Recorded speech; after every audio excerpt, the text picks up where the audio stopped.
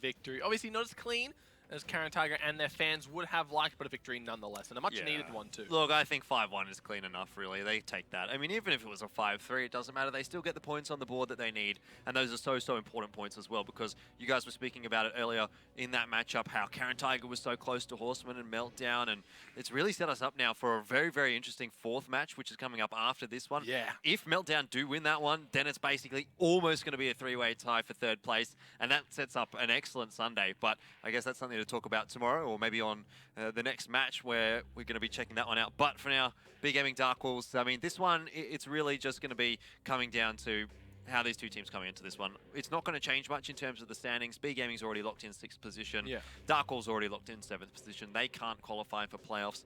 But I think Wargaming are going to be wanting to get some wins on the board here and just to get that momentum heading into the playoffs. Look, it's another chance to play against WGL APAC standard of teams, because going into playoffs, highly unlikely that these teams are going to be able to be scrimming each other and practicing, potentially revealing strategies. Yeah. So you want to take every little bit of high intensity practice that you can get at this stage. Yeah, I agree. And it's an interesting point that you make actually about that scrim sort of a situation, because I do know a lot of these WGL teams do play against each other in scrims. So I wonder, for example, now if maybe like Karen Tiger will face up against Team Efficiency in scrims, and then maybe Meltdown will face EL Gaming in scrims, right? Just so that they... It's not unheard Like of. if Karen Tiger's up against Meltdown in the playoffs, and then da-da-da, and then all kind of going to work together, and EL Gaming will train against such and such, and Team Efficiency will train against such and such. Well, and like, it's a common practice. there'll be like two sort of mini camps of teams that are trying to play each other. They're all just boot camp against each other, trying to get out as much as they can. But no, there's definitely a strategy in picking who you scrim, especially in these super intense situations. So for Wargaming, who have that massive playoff run, they're going to be taking every little bit of practice that they can get. And of course, Wargaming on your screen. Usasham Power, always all eyes on him tonight, as he's such a good player in his own regard to be such high up on the damage dealt statistic. It's always impressive. Of course, the rest of the squad, Otori, Shinozaka, Happiness, all these big names that we've seen Colin play quite a bit for these guys recently as well. Yeah, definitely looking a bit better for Wargaming than it did early on in the piece, but I mean, we've said it so many times before, it's still nowhere near the heights that we saw from Wargaming last season, but who knows, maybe they're going to have a magical run through the playoffs.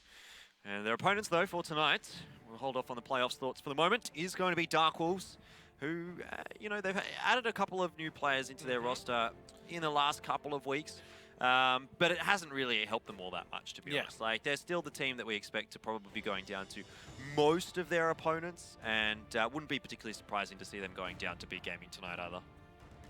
Really wouldn't. And of course, Darkwolves, strong team, but again, it's kind of the same thing with Coalition Zoo. They're just missing a lot of crucial elements to their teamwork here. They've got a lot of strong players in their own right, but it's when those intense rotations and counter pushes and just general pushes come through that they falter. But of course, our head-to-head for tonight, Usasham Power and Spitz, the two damage dealers. Yeah, and also the two snipers for these two teams as well, because, well, Spitz and Usasham Power, they like to find themselves in the tank destroyers more often than not. That's generally, I feel, where Usasham Power in particular really excels is when he can get into a Grill 15 or an STRV, maybe to a lesser extent the STRV, but certainly the Grill 15, particularly before its before its nerf. He was an excellent player in that tank, but hasn't seen it so much from him since the changes to the Grill 15. Spitz, on the other hand, more of a bat chat player, does jump into the STRV every now and then, but both of them really, really top damage dealers for their teams and for the league in general. So both of them are really key parts of their units. Yep, be interesting to see how they go playing against each other. Of course, if they do go for those long-range fights, who's got that edge up, that kind of like foot through the door. Of course, I think Usasham had like nearly double total damage dealt compared to Spitz. I think it was on like, what, 19k to Spitz 10k, so super impressive in that regard. But again, unfortunately, Usasham, Wargaming, they haven't had a great season. Still being able to put up huge damage numbers is respectable in that regard. And of course, taking on Darkwolves tonight, another chance to pad the stats. As we did mention that this game doesn't really affect the leaderboard too much, so it's all going to be about practice for Wargaming in their upcoming gauntlet. Yeah, definitely. And that's really what we need to see coming out now from Wargaming, is they need to really knuckle down in this game, and I think just sweep away with Darkwolves. Make sure that they're really on point, they're working well as a unit, their key players are firing up, and that they can just, you know, like basically destroy Darkwolves here so that they get that good run into playoffs.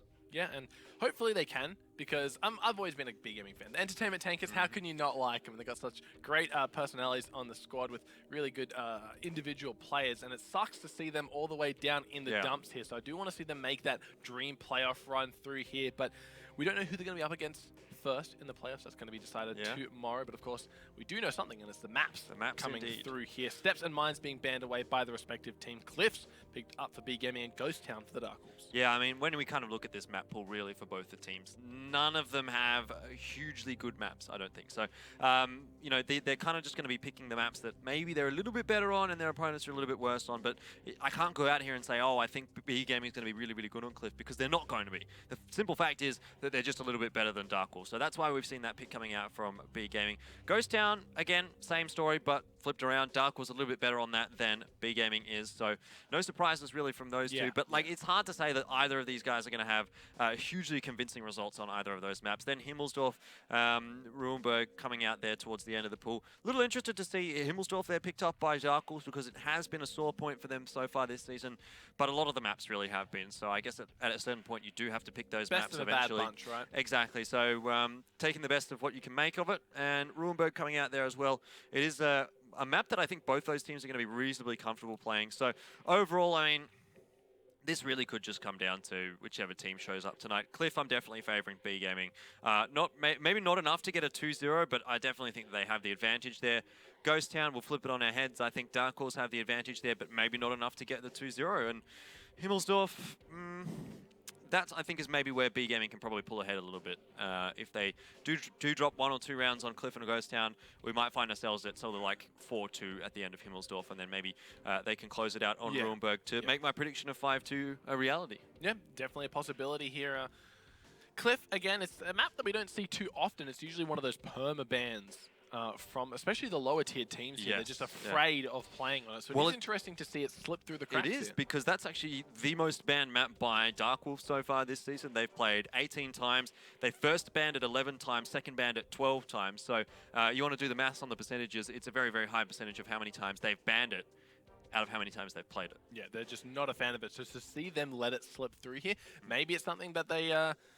I was going to say they want to play here, but of course they're not gone to the playoffs, so they don't need to play Cliffs anymore. Yeah, in saying that, I think B Gaming as well probably wouldn't have particularly wanted to play Cliff. I mean, again, like they did first pick it, but it's not one of their most picked maps. It's a map that they have been vetoing out a lot this season. And like you said, maybe it is just something here that they want to practice heading into playoffs. I really think they do, because a lot of teams, especially the higher up teams, can play Cliffs any day of the week. It's a pretty straightforward map. It's all about good crossfire, good coordination, and good bat-shat players. So if B Gaming want a chance here, they can't afford to just veto this map out consistently, because there are other maps that they need to veto where Cliffs it can be up in the air. It is a very interesting map in terms of how it's played out, and we have seen in the past lower teams able to sneak out a win here. So I feel like they do need to have it in their repertoire. I do agree, particularly if they get up against Horsemen in the playoffs. We know Horsemen at the moment currently sitting in that 3rd position, so I guess they're in pole position to actually take the match against B Gaming, which is what they're all gunning for essentially. And they are, of those 3, I feel the best team on Cliffs. So maybe, again, something to do with that here for B Gaming on the first map. But obviously they just want to win it against Darkwolves as well. It does make sense for them to pick it against Darkwolves, considering it is a pretty awful map for the Koreans. But I mean, we don't know how it's going to turn out here. Like I said, it's hard to really predict a 2-0 from any of these teams on any of the maps, because they just show us so much inconsistency that you can't predict something like that. We'll have to see how they go about playing on it. In terms of predicting, we can sit here and predict it all we want, but I really want to see when they get onto Cliffs, whether or not they know how to make some of those boosts, whether or not they put the time into practicing. Because of course, like you said, Darkwolves, they just ban the heck out of it. They just don't want to play it. They said, Cliffs, I don't want anything that you've got to give right now. So can they actually do some of those more complex boosts on the map? Have they actually put in the time and effort to learn them? I'm sure they would have. They are a WGL team after all. Yeah, well, I was the one actually on the pip there. Yeah. Every time I was like, all right, pip ready, and it would pop up, and then he'd try and do the boost, and then he'd fall down. I'm like, all right, take it off. We'll be back in 5 seconds. All right, bring it back up. And this time maybe we're going to be lucky, but no. And we just kept going on and on and on. Fifth and eventually, time's a charm, Jordan. He got help doing the boost. He literally someone came in and go, come on, I'll hold your hand. We'll get up there. And good, Zenlong. Yeah, you're up on the boost. Perhaps a little bit embarrassing for him not being able to get the boost 5 times in a row. But anyway, it is what it is. Sometimes we all have bad days. I know it happens. Now, the rest of the map pool, we've sort of talked extensively there about Cliff. I think Ghost Town as well is going to be one which that could favour Darkwolves. We have seen them being able to pick good rounds up off some decent teams. True. I believe when they beat Karen Tiger that time, they took the rounds on Ghost Town fairly well. And they've challenged a couple of other teams on that map. They do like the defensive side a little bit more than the offensive side. So it could be a 1-1 coming out there. But B-Gaming, it's really hard to say that they're going to actually win a game on Ghost Town, because their Ghost Town play so far this season has been really, really poor. Keep in mind, Ghost Town plays very different now as opposed to how That's it true. did. It was a lot of AMX 50Bs, few bat chats, maybe one or two heavier tanks, a couple 113s, but now it's, what, 3 mouse aside, 2 batchat APs, maybe 2 WZs on the flank. If Beat Gaming kind of have that meta in the bag, then again, it's a totally different Ghost Town, I feel. Yeah. That's true. Obviously, we haven't seen too much of this meta so far, only the past couple of weeks. Yeah. So hard to really get, I guess, a real read on how Big Gaming is going to be playing here on Ghost Town and how well it's going to be working for them. And if they do start off well on Ghost Town, or if Darkwolves play well on Ghost Town, I think they can probably transfer that through to the next map, which is Himmelsdorf. You know, they play fairly similar in terms of the fact that a lot of heavy tanks come out on that one. I think there's a little bit more room to maneuver for the mediums and the lights on Ghost Town, but Himmelsdorf, again, it's going to predominantly be down to how those heavies are interacting around the cap circles. Well, that's the thing. We saw our last game on Himmel's Coalition Zoo versus Karen Tiger. Coalition Zoo, they set up there, and it's Karen Tiger who utilize their heavies better. They just kind of waltz on in. Coalition Zoo, they really struggle at trading back. The medium tanks, like you mentioned, have that mobility to get on in behind, do the flanks, and that was utilized well by Karen Tiger against Coalition Zoo. If we make it all the way to Himmel's in this game, which I'm sure we will, it's map 3. Yeah. But with the possibility of having 2 rounds on it, rather. Yeah. Then yeah, I expect B Gaming to probably have the edge on it. All right, well, Ruinberg, the final map of the pool there as well. It's a map, actually, I think that both of these teams won't mind playing on. They've, out of all the map pool, probably had a little bit more success on Ruinberg than anything else. Sure. So maybe if we do get to that one, that could be a 1-1 as well. I think they're both going to be happy on it. So for me, if we do get to Ruinberg, there's a reasonable chance maybe that we do head through to a tiebreaker. Should we be at like 3-3 or whatever, so we go through to 4-4, and then a tiebreaker map, which we saw, or we know of from earlier, is Muravanka. Don't know how I'm going to really think about that one. I'd probably be favouring B Gaming, though they don't play the map that much. The real thing is, though, that Darkwolves they're bad at Muravanka. Yeah, it's, again, if we come all the way down to the tiebreaker, like you mentioned, Muravanka is one of those maps that's such an interesting, it plays out very differently in terms of, we've seen how EL play it. They run onto the cap, they pretty much just focus down, laser focus on whoever decides to peak first, and they just obliterate him off the map. We see some teams try to counter that. I'm pretty sure only EL have done the most efficient counter, and just basically beat the other team to the punch, have your bat chats lying in wait, come over and focus the other ones down. We see teams try to go through the magical forest, get the flank, fire down the line. Never really works out too well. They are able to get the resets, but they always lose a tank in the end. EL's basically the best team on Muravanka in the region. Like, it doesn't look like anyone's going to get close to them at this point, and well, certainly not B Gaming or Darkwolves. I think a lot of teams actually probably could take a bit of a leaf out of EL Gaming's book when it comes to playing Muravanka. I agree, because I think a lot of them they just read into it to like a little bit too much and try to play the strategic style, you know, poke around, try and get some spots, and it just doesn't work for the teams. They don't have that understanding of the map, the coordination, that kind of thing. So I think just get on the one flag, go for a brawl, try and outplay your opponent that way. I think that's probably a lot easier for a lot of the teams, and instead of, you know, really confusing yourself with, or not confusing yourself, but making life a little bit more difficult for yourself. That's it, right? Just make life easy, really. And it all comes back to the new meta as well. There's that kind of thing just isn't viable anymore. You can't go for these quick, you know, in and out fights where you're trying to just poke down your opponent. It's all about, once you're in the fight, you're not leaving the fight. You're staying in there, you're sludging it out, you're trudging it through till the very end, until your 3,200 HP tank is down to about 800. Then you think, oh, maybe I'll decide to back out now, or maybe I'll just sit here and angle my armor and absorb another 4 shots. Yeah, definitely. I mean, it is a much different meta, and this is, I think, the meta that we're actually going to be playing our APAC finals on. Definitely the playoffs are going to be on this meta as well. So a lot of these teams are going to be really keying in on how they want to be playing this out and what's going on with this current meta. So it is important here for them to be, you know, really making sure that they've got their tank lineups locked in, sort of thing. You know, making sure they've got their strategy strategy sorted out on all of these maps as well. This last week is going to be really crucial for all of the teams that are coming into playoffs, in particular, to really boost their momentum. Yeah, and look, getting on to Cliffs, of course, it's a map that we see is kind of one of the last bastions of the Batshat dream, where they run on in and they fight early, even though we did see a 10-minute round in our first or second round of the series against EL and Efficiency. That was a bit of an interesting one for EL to decide to play out that one. But look, the mouse, they've tainted it, Jordan. They've tainted it. Yeah, we have seen the mouse a couple of times already on Cliff, though. So, I mean, it's already, the water's already a bit muddy, I suppose. Wargaming and Darkwolves just making it a little bit muddier with their dirty laundry. In saying that, though, SDRV picked up here by Darkwolves. That's not something that we see all the time here on Cliff, but I'm not particularly surprised to see it. Spitz is a very good SDRV player for Darkwolves.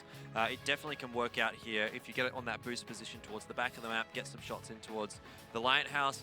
Maybe it can cover the 1-2 line as well. It wouldn't be a terrible option, but I certainly suspect it'll be over towards that A5 boost more likely than not. And just having a check, it is going to be Caviar actually in the STRV. Looks like Spitz is not playing tonight. We have AMX 5100 as well in for Darkwolves, who, from memory, I don't think we've actually seen play so far this season.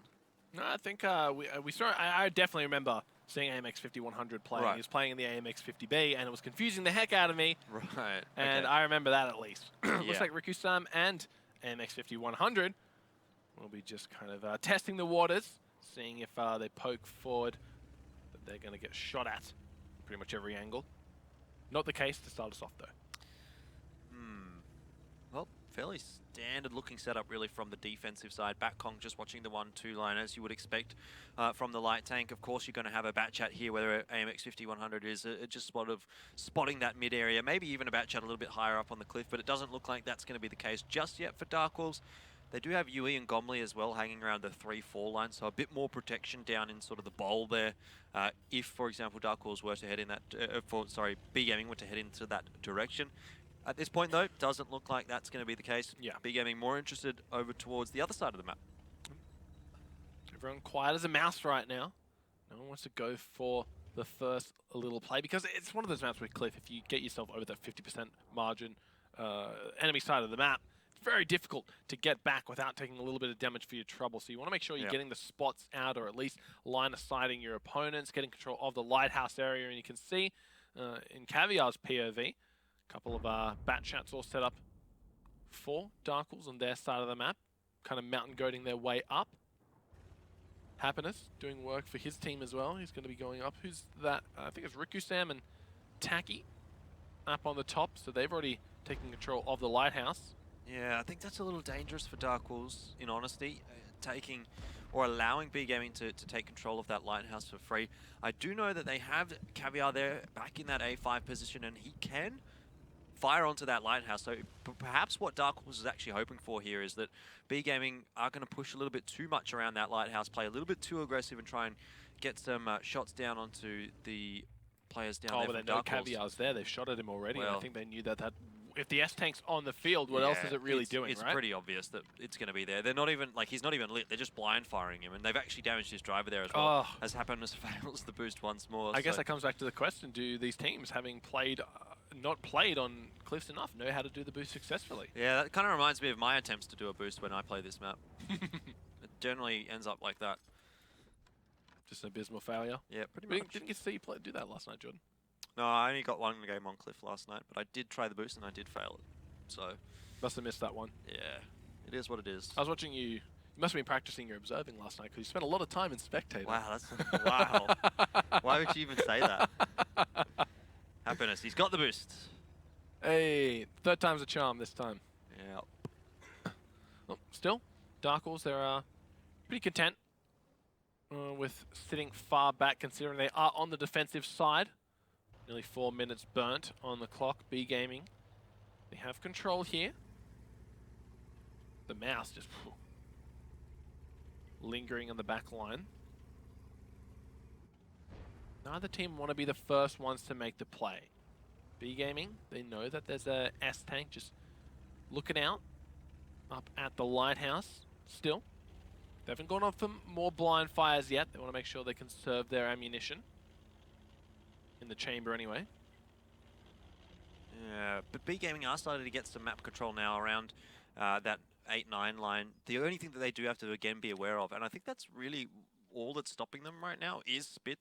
Sorry, not Spitz. See, I'm going back to it again. I keep thinking Spitz is in the STRV, but it's Caviar.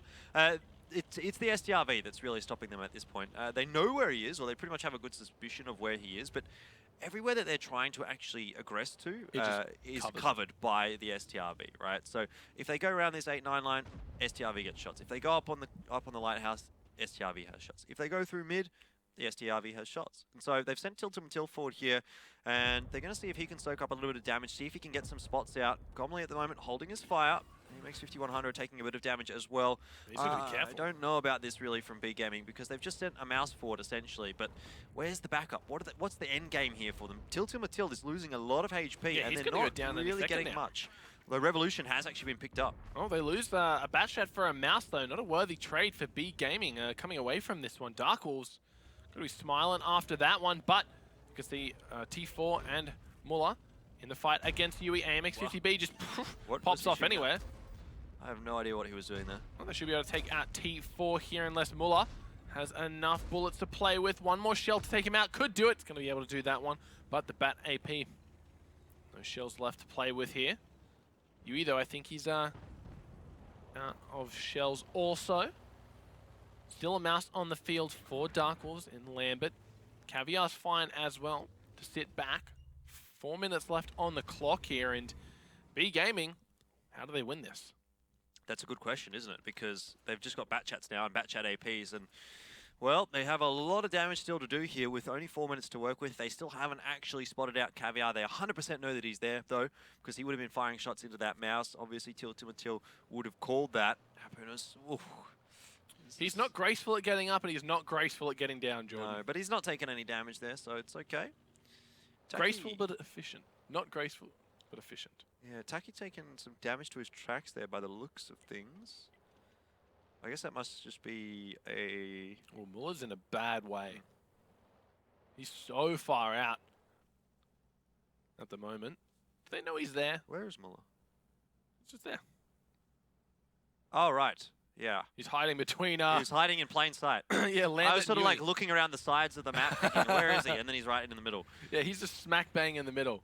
Yeah, so he's kind of like, he's in that sort of one position of safety here right now that no one actually has a shot on him, but pretty much as soon as he moves, once Backhong gets or if someone pushes him, it's going to be game over. There you go, Muller does go down. So Caviar picks that one up, and B Gaming, 4 players left on the field for them.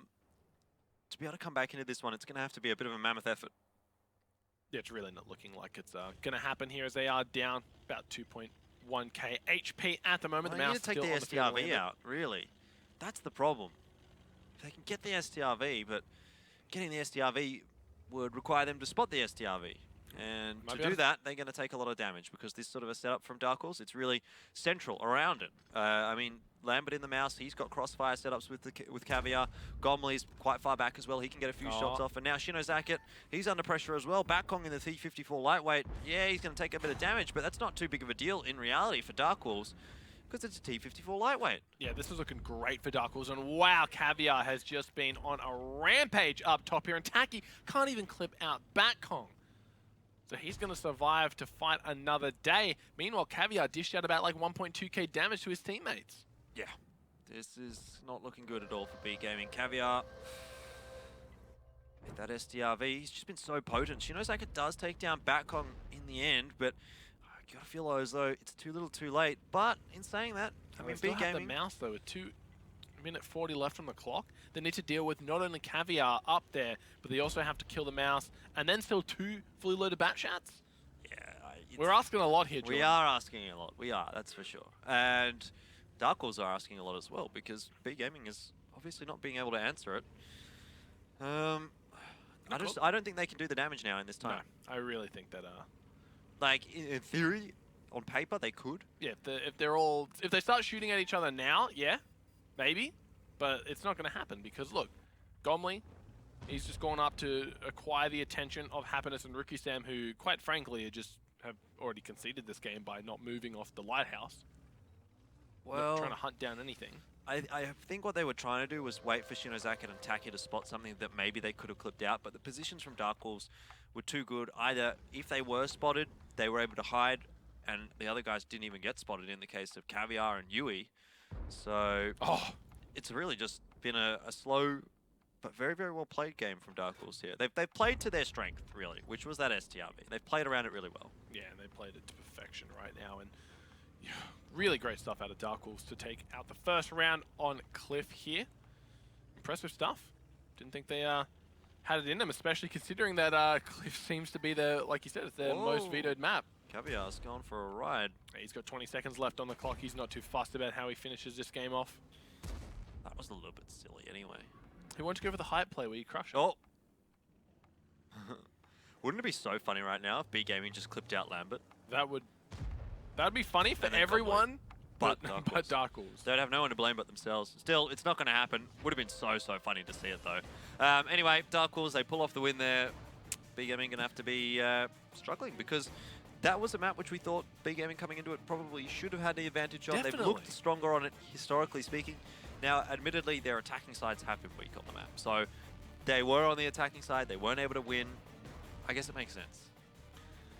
Yeah, I mean, again, I'm glad that we are seeing Cliff come through here for these teams that have just completely vetoed it at every chance that they get to get a little bit more practice on it. And hey, Darkwolves may be realizing now, didn't ban Cliff so much, maybe there are some teams we could have potentially taken rounds off here. And that could be the case in the future if they have a little bit more confidence in themselves. But again, great round coming out of Darkwolves. They use that S-Tank to perfection. Yep.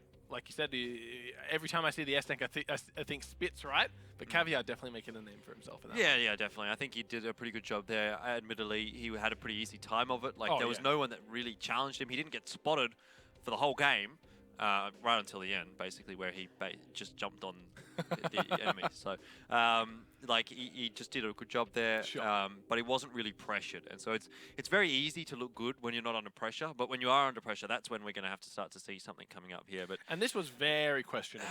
Yeah, but what else could they really do?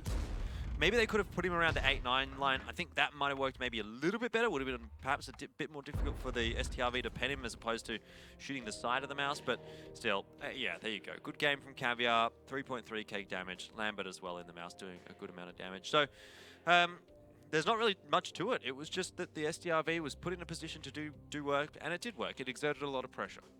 Yeah, and I really like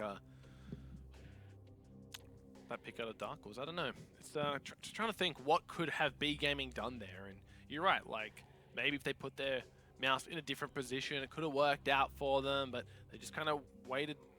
I don't know.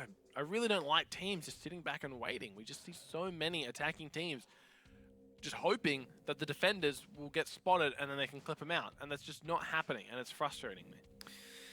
Oh, well, that's life. Life can be frustrating. Revolution didn't get anything really done there for Darkwolves, but I guess he didn't need to.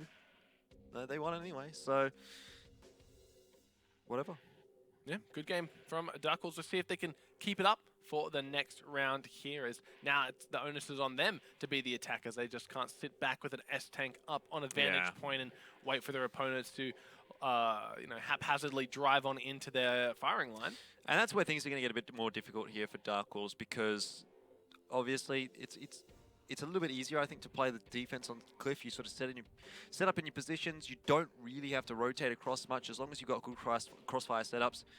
You just have to wait for your opponent to come to you. But now the coin's going to be flipped here, and we're going to be swapping seats basically here because B Gaming's moving on to the defense. They have the easier time now. Darkwolves, what are they going to show us here on the attack? Because so far this season, they haven't actually won on the attacking side of Cliff. No. Admittedly, they've only played it a couple of times, but it's not a good start to, well, what you'd be thinking of their attacking side of Cliff. Do you think maybe they'll go for something like Darkwolves did, just chuck an S-Tank up on that vantage point, hang out, burn some time, maybe share some stories? They could. I don't know if they would necessarily will. To me, use of Champower is a lot more effective in a Grill 15, which can do that boost as well. But it seems as though the Grill 15 has fallen out of the meta quite heavily since the changes to it. Yeah, it really has. So maybe is my answer. Maybe they can. Well, yes, they can. Maybe they will. Whether or not I think they will, I'm going to say with no, I think. I think we're just going to see the bat chats. Yeah, sure. Of course, depends on if we do see these bat shots, who's just got that little bit of better focus fire, who knows the correct pushes. Both these guys are not so experienced at Cliff. Maybe they don't know the best avenues of attack with the bat shots. I just remember back to games of EL just driving straight at their opponents over that little hump in the middle and focus firing the heck out of whatever was waiting for them. So hopefully we'll see some aggression coming out of that, because that seemed to be what works when you're on the attacking side with those bat shots. I think that might not be the worst of decisions actually here for Darkwolves, because they have, you know, probably not a great understanding of the lines that they need to be aiming at on Cliff. If they can just go over there, clip out a tank or two, maybe trade out a tank 1-for-1, it just opens up the map a little bit more for them to play with. But let's have a look and see. It's going to be a Udes, in fact, actually, from B Gaming. So, yeah, that can work as well. A Lorraine from Darkwolves, though, that's something that I wouldn't have expected, and I don't think B Gaming would have expected that either. That's going to be really good, actually, for dealing with the Udes if he boosts on A5, because it's very, very easy to hit that tank. That's a great point. Teching in here.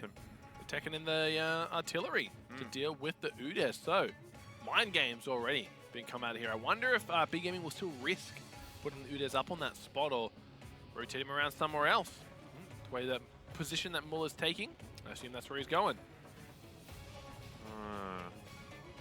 Where is the Udes going? Looks like he's going for A5. All right, so, yep, makes sense here. Darkwolves, though, what are they going to do with that artillery? That's my main question. Do they just pre-fire that A5 position or blind fire that position? Because I think they do. If I was on Darkwolves here... That's your point, right? That's why that's what I'd be doing, I reckon. Well, why do you risk that then on B Gaming? Because it might not hit. I guess. And it's such a powerful position. That's true. Like, admittedly... Oh, there's pre-fire. Got to go for those as well. Like, take notes from Opalisk.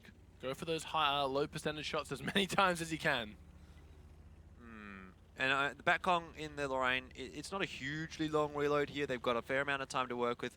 I think it's worthwhile just going for some pre-fires and blind fires like that. But Darkwolves already starting to gain control of the map here. You can see they've moved into the bowl, starting to gain control of the 1-2 line as well. Flank, and now maybe starting to actually push in here. Yui, though, has started taking a bit of damage. Oh, this is what I like to see coming out of Darkwolves. We mentioned them. It was actually B Gaming we thought would be doing this on the attacking side, but Darkwolves on the defense. They really want to get in here and fight early. Revolution, first one to fall. He goes off the field. B Gaming are able to take out him, but look how low Happiness, Rikusam, and T4 are. They're only a few shots away from dead. The TVP goes down. AMX 5100 picks up that one. Yui, the next tanker to fall off the field, but Taki having a real rough time taking that Caviar. The 113 finally falls on the side of Darkwolves. They found themselves down 2 tanks. Yeah, not too great of a push, but Batcong does take down Riku Sam, so 2 for 3, sorry, in the favor of B Gaming still, but it's not the worst of situations here for Darkwolves. They do actually have a HP advantage. Happiness is very, very low here. If Batcong can get a whiff of him, then perhaps that's going to be a dead bat shot. Yeah, that would be nice because, again, looks like it will be Happiness who's given the job maybe of hunting down the artillery piece. Like you said, 1 shot away from the Artie, and he goes down. He's slowly but surely, very carefully, meandering his way on over. The rest of Darkwolves. Only 3 combat tanks left on the field. You can see they've split up a little bit here, but this is a very fast round, and Darkwolves, despite winning the attacking side, that was a great push from B Gaming. Yeah, B Gaming's looking pretty good here. Alright, Darkwolves, here we go. Batcong, fire it. Do it. I think it'll miss if he shoots there. Yeah, it's no but idea. But we know that. We know that. He doesn't. Well, is he actually covering off that flag? I believe he is. As opposed to covering off basically the other side of the map, which is where B Gaming have the control. Oh, tacking up on the Apple Hill there. He's just hanging out. Gets shot once by AMX 5100 in the bat shot. So not even in the AMX 50 himself, lying to us. I don't think we'll ever see him in the AMX 5100, to be honest, because, well, not a good tank for a WGL. It's Ultimate Till. Ooh, he's going to spot Lambert. Does he have a heat clip loaded? That's the real question, because if he doesn't, he's not going to pen any of these shots. doesn't look to me like he does have a heat clip loaded. You just see him fire another shell, though. Oh, no, I think he does. I think he does. Still not penning, though, unfortunately for him. No. It's hard to pen a mouse anyway. Oh, you don't say. Another shot from Tiltil, maybe coming out here. Nope. Not going to connect with that one either. Well, pen, rather. B-Gaming, they've slowed it down, remember? Oh, we got one. 5th time's a charm. Hashtag. 1 out of 5. Yeah, Hashtag worth. I don't know if it's actually hashtag worth. To be honest... Look, B-Gaming, they're on the defense, so they have no real reason well, this to is go for the play here. silly from Shinozaka. He didn't need to take 2 shots there. No. Don't know why he went for that one. We'll likely be seeing this round go to time. It feels like we won't. It really does, because Darkwolves is not doing a whole lot. And B-Gaming don't need to do anything. Exactly. And Muller, he's just spotting. He's not even in a position to actually fire. He's literally looking outside the map. Or facing outside the map. He's not looking outside the map. So his role literally is just to cover that one flag, make sure that no one can sit on it without being spotted. And he's basically never going to get blind fired there. Oh, this would be a 6 shot if it hit. Oh, no. Just missing. Not Bakong, such a good artillery player, but, you know, you have to think maybe if that was Opalisk or Spencer, they might have hit that. Admittedly, a lot of it does come down to the RNG, but... Some players are just luckier than others, Jordan. It feels like it. It really does. Because when I play my artillery, I barely hit anything. And every time I'm up against artillery, they always kill me. So, you tell me, Max. You tell me. Shinozaka is going to get spotted out here by Bakong, but the closer he gets to spotting out Bakong himself, and that's going to be Yardi going down. Taki picks up that one. So, pretty much any hope that Darkwolves had of coming back in this round are dwindling. Yeah, they still have the HP advantage, which is something to take heart in, but at this point, I think it's probably a little bit irrelevant. The only reason that they do have that is because of the mouse. And in this kind of a situation, the mouse is useless for Darkwolves because it can't catch anyone out. Yes, maybe you'll get 1 shot, but he's not really going to kill anyone with the exception of Happiness. And if he were to actually get a spot onto Happiness, that would be really, really, like, I don't know, a miracle if he was actually able to get a shot. He's just going to get whittled down, essentially. So, yeah, he's going to be ignored. And as you said, after they've dealt with these bat chats, he's just going to be whittled down. Or maybe just left to his own devices because B-Gaming's on the defensive side. They just need to wait this out. Yep. Really, I really like that play that they made for at the start, though. They went with the 3-tank flank. Muller has killed himself. In the Udes, the full HP Udes. What? Full HP Udes has died, Jordan. So, How? Actually, How? this is looking pretty good for Darkwolves if they maybe catch out some of these low HP bat shots. I mean, I don't know if that's... I don't know. Not looking pretty good, but... I don't know if they can come back into this one still. They have a tank disadvantage, even though they get a free kill there, essentially. They got 3 minutes. Yeah. It's a lot of time. It's definitely much more likely now than it was before. But even then, you can't really sugarcoat this for Darkwolves. Like, I'm not even going to give them hope. How did he die? I don't know. He wasn't even playing the game. He must have fallen off or like... he must have like slid down the hill or something, tried to move his position, then flipped or something. He wasn't even playing. Because I don't think the hill over there, if you fall off that, you're going to take high up. Yeah, you're not going to take that much fall damage off it. You might take a bit. Oh, we just lost a potential top fail. Yeah. That's a damn shame. That is a damn shame. Yeah, that would have been great. And you really can't blame anyone for missing that, because why would they ever go on the Udes sitting still not moving? Yeah, that's true. Darkwolves, though. 3 tanks left on the field. Very low HP all around. Happiness, only one who is 1 shot on the side of B-Gaming, and he's not taking any risks, and hopefully not falling off any mountains for B-Gaming here. 2 minutes left on the clock, and Darkwolves, again, they know the position that they're in, and they're not doing anything about it to make it better. Nope. And this is what I really don't like about how teams play attack recently. Like, you are going to lose if you do not play the game. Darkwolves, your 1 chance of winning is, again, it's grouping up, clipping out a bat chat, finding my... Because look, now they're just going to go in 1 by 1 and die. I think what they want to do, maybe, at what they're trying to do, I should say, is that they are just sitting there hoping for some reason that they're going to get some sort of free pick, which... I guess they did on the... You say it's not going to happen, but it did. I guess Udes killed himself. They might as well just use that time as much as they can. Maybe something happens. Maybe someone does something dumb and drives right into them. That's actually a pretty reasonable trade so far for AMX 5100, but not anymore. Nope, he goes down. So not too great. And yeah, like that's not the way that you're going to win this here, Darkwolves. They needed to group and do something with Again, that. like, But they how could've do you done group this. with 2 Mouses and a Bat Chat? Well, you can't really, because the Mouse is always going to get outrun by the Bat Chat. So, Still, they could have done this about 2 or 3 minutes ago. Yep. There's no reason to just waste time for themselves. As B Gaming, we're never going to push back out. They were never going to give them the opportunity to win. Again, like, obviously Muller driving off a cliff is a very insane coincidence that happened when we're just talking about that they don't need to do anything, or rather, if they just wait, a kill is going to be gifted to them. Well, stranger things have happened. But anyway, Gomley, he's the only one left alive now for Darkwolves. 30 seconds left. Doesn't matter. He's going to go down, and there we go. Shinozaki finally closing it out. So 1 apiece on Cliff. Yep. Didn't really see much that impressed me there for Darkwolves on the attack. Similarly, I mean, it wasn't that impressive from B Gaming on the defense. They just got some kills, and then Darkwolves timed themselves out.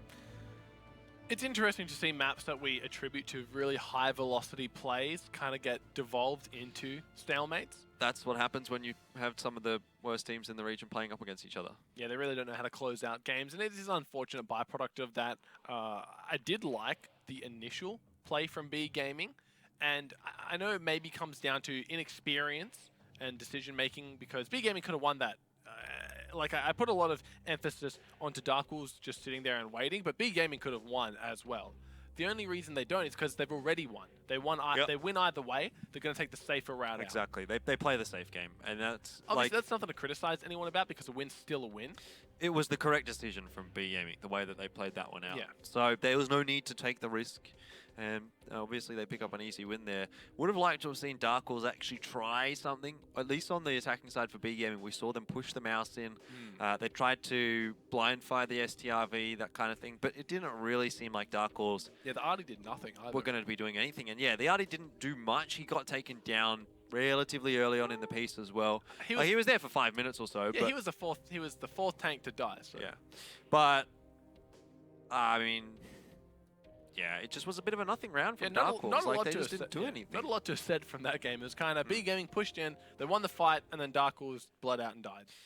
Yeah, pretty much. And this was the fight happening. You can see the big flank coming through for B Gaming. They just played the initial perfectly. They completely caught Darkwolves out of position and cleaned them up respectively. Caviar was the next one to fall. The 113, just such a great tank, just now struggling to find a place in the meta. That Kong, if he had got a shot onto Happiness there, it would have been really dirty. I don't even know if these stats are really worth mentioning, Rogi, because the match timed out. But still, Tilted with Till 3.7k, given that a lot of those guys, I mean, you know, didn't do that much damage, I thought. So that's not too bad from Tilted Matil. Happiness, not too bad from him. Like, anything above 2k in this game is a very, very good result, really. We know that the Udes probably did 0 damage, so that wasn't even a... Yeah, he might have got some early on. That's true. That's true. They were quite pushed far up, but I feel like the majority of the fight took place on the other side of that one. Oh yeah, he got about 1k. Oh, the Mouse actually getting 0. Didn't expect that one coming out of Lambert. He was a second last tank alive, not even able to get a single point of damage. Yeah, that's the problem with the Mouse on Cliff. When you get into a situation like that, where you have no one to back you up, you're not going to be spotting tanks really super easily in the Mouse. Yes, you can. You're relying on others. You could run a coded optics actually on the Mouse and reach the max view range, but he just doesn't do anything right on his own. Like, you can just be flanked. You could be run away from. You can be ignored, essentially. That's why people don't run the Mouse. It works better when there's a unit around it to sort of back it up. Yeah, of course. And look, that's going to be Cliff done and dusted. 1-1 apiece coming out of this one, going into Ghost Town. Our next map here, another map that has had its pace changed drastically since the new meta. And we saw Karen Tiger being the early adapters of that one, having the triple mouse set up on the hill and goading their opponent to come in just to get completely destroyed by focus fire barrage of the Mausers here. We see the T-57 Heavy kind of take priority over the 50B in a lot of those scenarios. Maybe some Type 5s, Type 4s as well have graced us. Yeah, the UDES as well. It seems to have the UDES always does well. not really fallen out of the meta, but it has a little bit fallen off. We are seeing the AMX-30 a lot more now on Ghost Town, the tier 9 French tank, as opposed to like a tier 8 tank. And then obviously you take something else like a Batchat AP or a Type 4 Heavy, something like that. Purely to do that boost in the AMX-30 on the defensive side. It gives it a bit more flexibility to come down as opposed to what the UDES can really offer. And it's got some nice, well, it's got a nice gun, basically, that can penetrate the turrets with the heat clip, or you can use your HE shell. And so it basically kind of fills the same role as an RU-251. It just does it a bit better, because it's obviously tier 9 medium tank. Yeah, that's a given. And again, it all comes down to for Ghost Town for me. Whenever I watch Ghost Town, it's obviously going to be the 3 or 4 mouths on either team just battling out in that 2 flag. The real fight, though, the game-winning fight is going to be either those kind of tier 9 tanks that just hang around the edges, and they're the ones looking for the flanks. So it's always great to watch those fights to see who has the advantage there, because you bet that if the flankers win, if the 1390s or the Batchat APs or maybe the WZs win their fights, they're going to be shooting the mouse in the back, easy pen, easy damage, easy round. Yeah, that's true. But I do think that the heavy brawls as well quite important, particularly if we get a 50B or a T57 heavy or 2 in this game as well. So there are kind of 2 different sort of skirmishes or elements to Ghost Town a lot of the time, and once the 2 intersect, whoever's got the advantage in one or both of them tends to pick up the win. So we'll see how it goes here. I'd be maybe expecting a UDES coming out from some of these guys. Looks like it's not going to be the case, at least for B Gaming. They have gone for a WZ-132. Okay. An E4 on the side of Darkwolves as well. That makes sense. E4, of course, now a little bit favorable over like a 4005 or an FE215B, 183 or whatever. Because Alex told us all about the E4 and how much he loves that tank. Loves the E4. I'll spare you the details, but we're going to be seeing 4 mouses, 3 mouses on B Gaming, 4 on Darkwolves, so it's going to be a slow game. It's going to be a slow game. It really is, and that's just the nature of Ghost Town. Yeah. It's turned into this very slow, drawn-out map, and it's because the 50Bs, the mouses, they just can't take poke from pretty much every angle. They're allowed to use the corners, use the buildings, not a lot of destructible debris in Ghost Town, so you pretty much know which angles you can get shot from. It allows you to angle your armor better to prevent that, and that's why it's just such a haven for the mouse. Yeah, definitely. And the one thing that I did see actually there for the attacking side, I honestly actually forgot who it was. I think it was Darkwolves on the attack. It didn't look like they had anything that would actually get onto the one flag, up onto the northern flag. I think they had an RU-251 and then a bunch of Mausers, a 50B and an E4. So to me, that's the kind of a team that's going to be going to the 2 flag. They had 4 Mausers to the 3 of the defensive side. And for sure, you just want to take that ball over towards the 2 flag. So this is fairly one-dimensional for me, really, from the attacking side. If the defensive side can figure that out, could be in a bad spot. I guess we'll have to wait and see how that one plays out. And again, it's easy to say that's how they're going to do it and that's what they're going to play as. But we do see these teams kind of chuck a little spanner in the works every now and again to try and, make something cheeky happen here. But again, it all comes down to whether or not they have the skill to pull it off. And you mentioned 2 flag. We never see the 2 flag win on the Cap Victory. It's more or less just to get your opponent to come and fight you. It's like, hey, this is where I want to fight. Come at me, bro. Yeah, exactly. And it's really what it comes down to, isn't it? Like, come at me, bro. Who wins the fight? Well, we're going to have to find out. We have to wait and see. Obviously, there's a lot of things that come down to it. I actually do like the attacking side there with that setup with the 4 mouse and the E4. Feels like that could be a little bit better in a brawl, but the question is, are they going to be able to get a brawl, right? Because, when you're in a mouse, you can't force anything, sort of thing. You just have to slowly lumber forward. Yeah. You have to... your opponent kind of has to let it happen almost. If they don't want to take a brawl, they're just going to run away. And you're not going to catch them. So yeah, that's it, right? Yeah. And that's why they need that 2 flag, because that's the pressure that forces the brawl.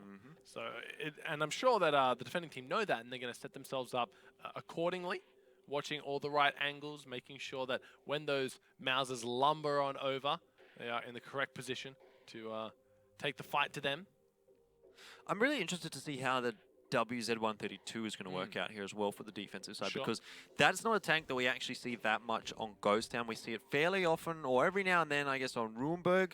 But on Ghost Town, I'm wondering what its role is going to be. It could. I'm fairly certain it probably can do the boost, where we generally see the RU-251, Sure. the UDES. Maybe. You need to have a pretty quick tank to actually get up there. It looks very easy, but it's not. You can't do it in every sort of tank, Sure. right? Even if you think, oh, this is a fast tank, it could get up there. Well, maybe not.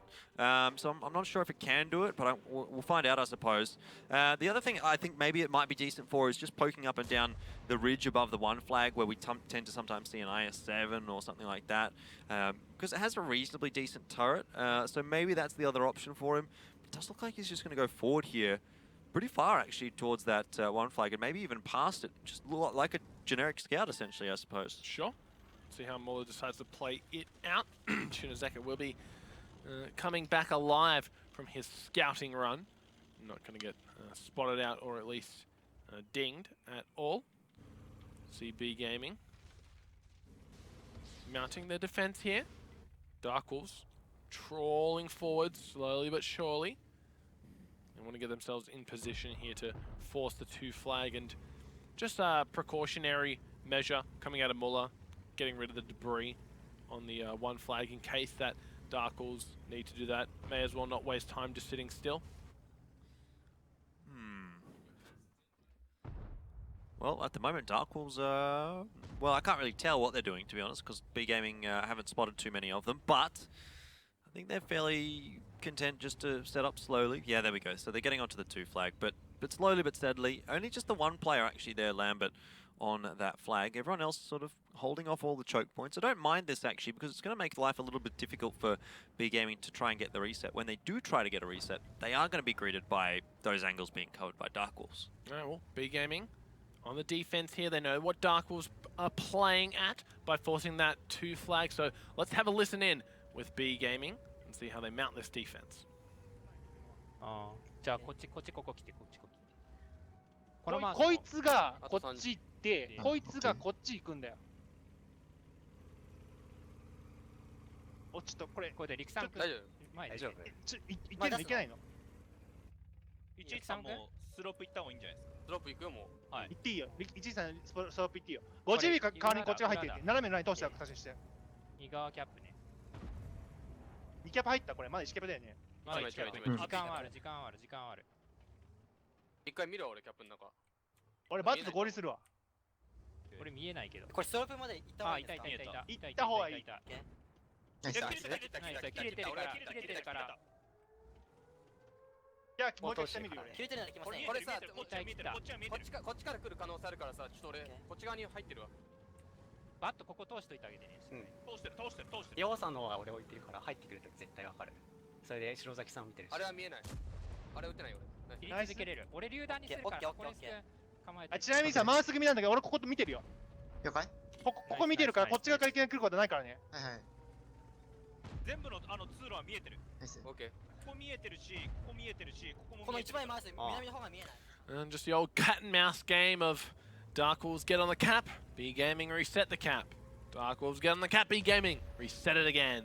The cat and mouse game. Cat and Moise game, actually, because there's a lot of them. Well, T4 takes the hit. Not sure where that was from, actually. I don't think he knows really either. Perhaps AMX 5100 in the mouse. Probably. He's the only one in position to go for it. On our screen anyway. Darkwolves. They know they're not going to win off this cap victory, but they need to start actually trading some good damage back over. As it is just minuscule at the moment. B Gaming as well, they know there's no real reason to overcommit to a fight just now. We can see Batkong rotating all the way over Muller in that kind of precautionary position at A5. And look at this very slow rotation coming out of the mouse. Wonder which direction. Well, it's not going to be a very attack. fast rotation, is it? No, not at all, Jordan. All right. Slowly but steadily.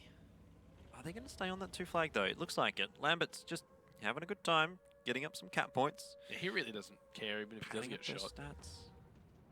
There it There's goes. a reset. And he got shot for maybe 200 damage odd. Yep. And he's back on.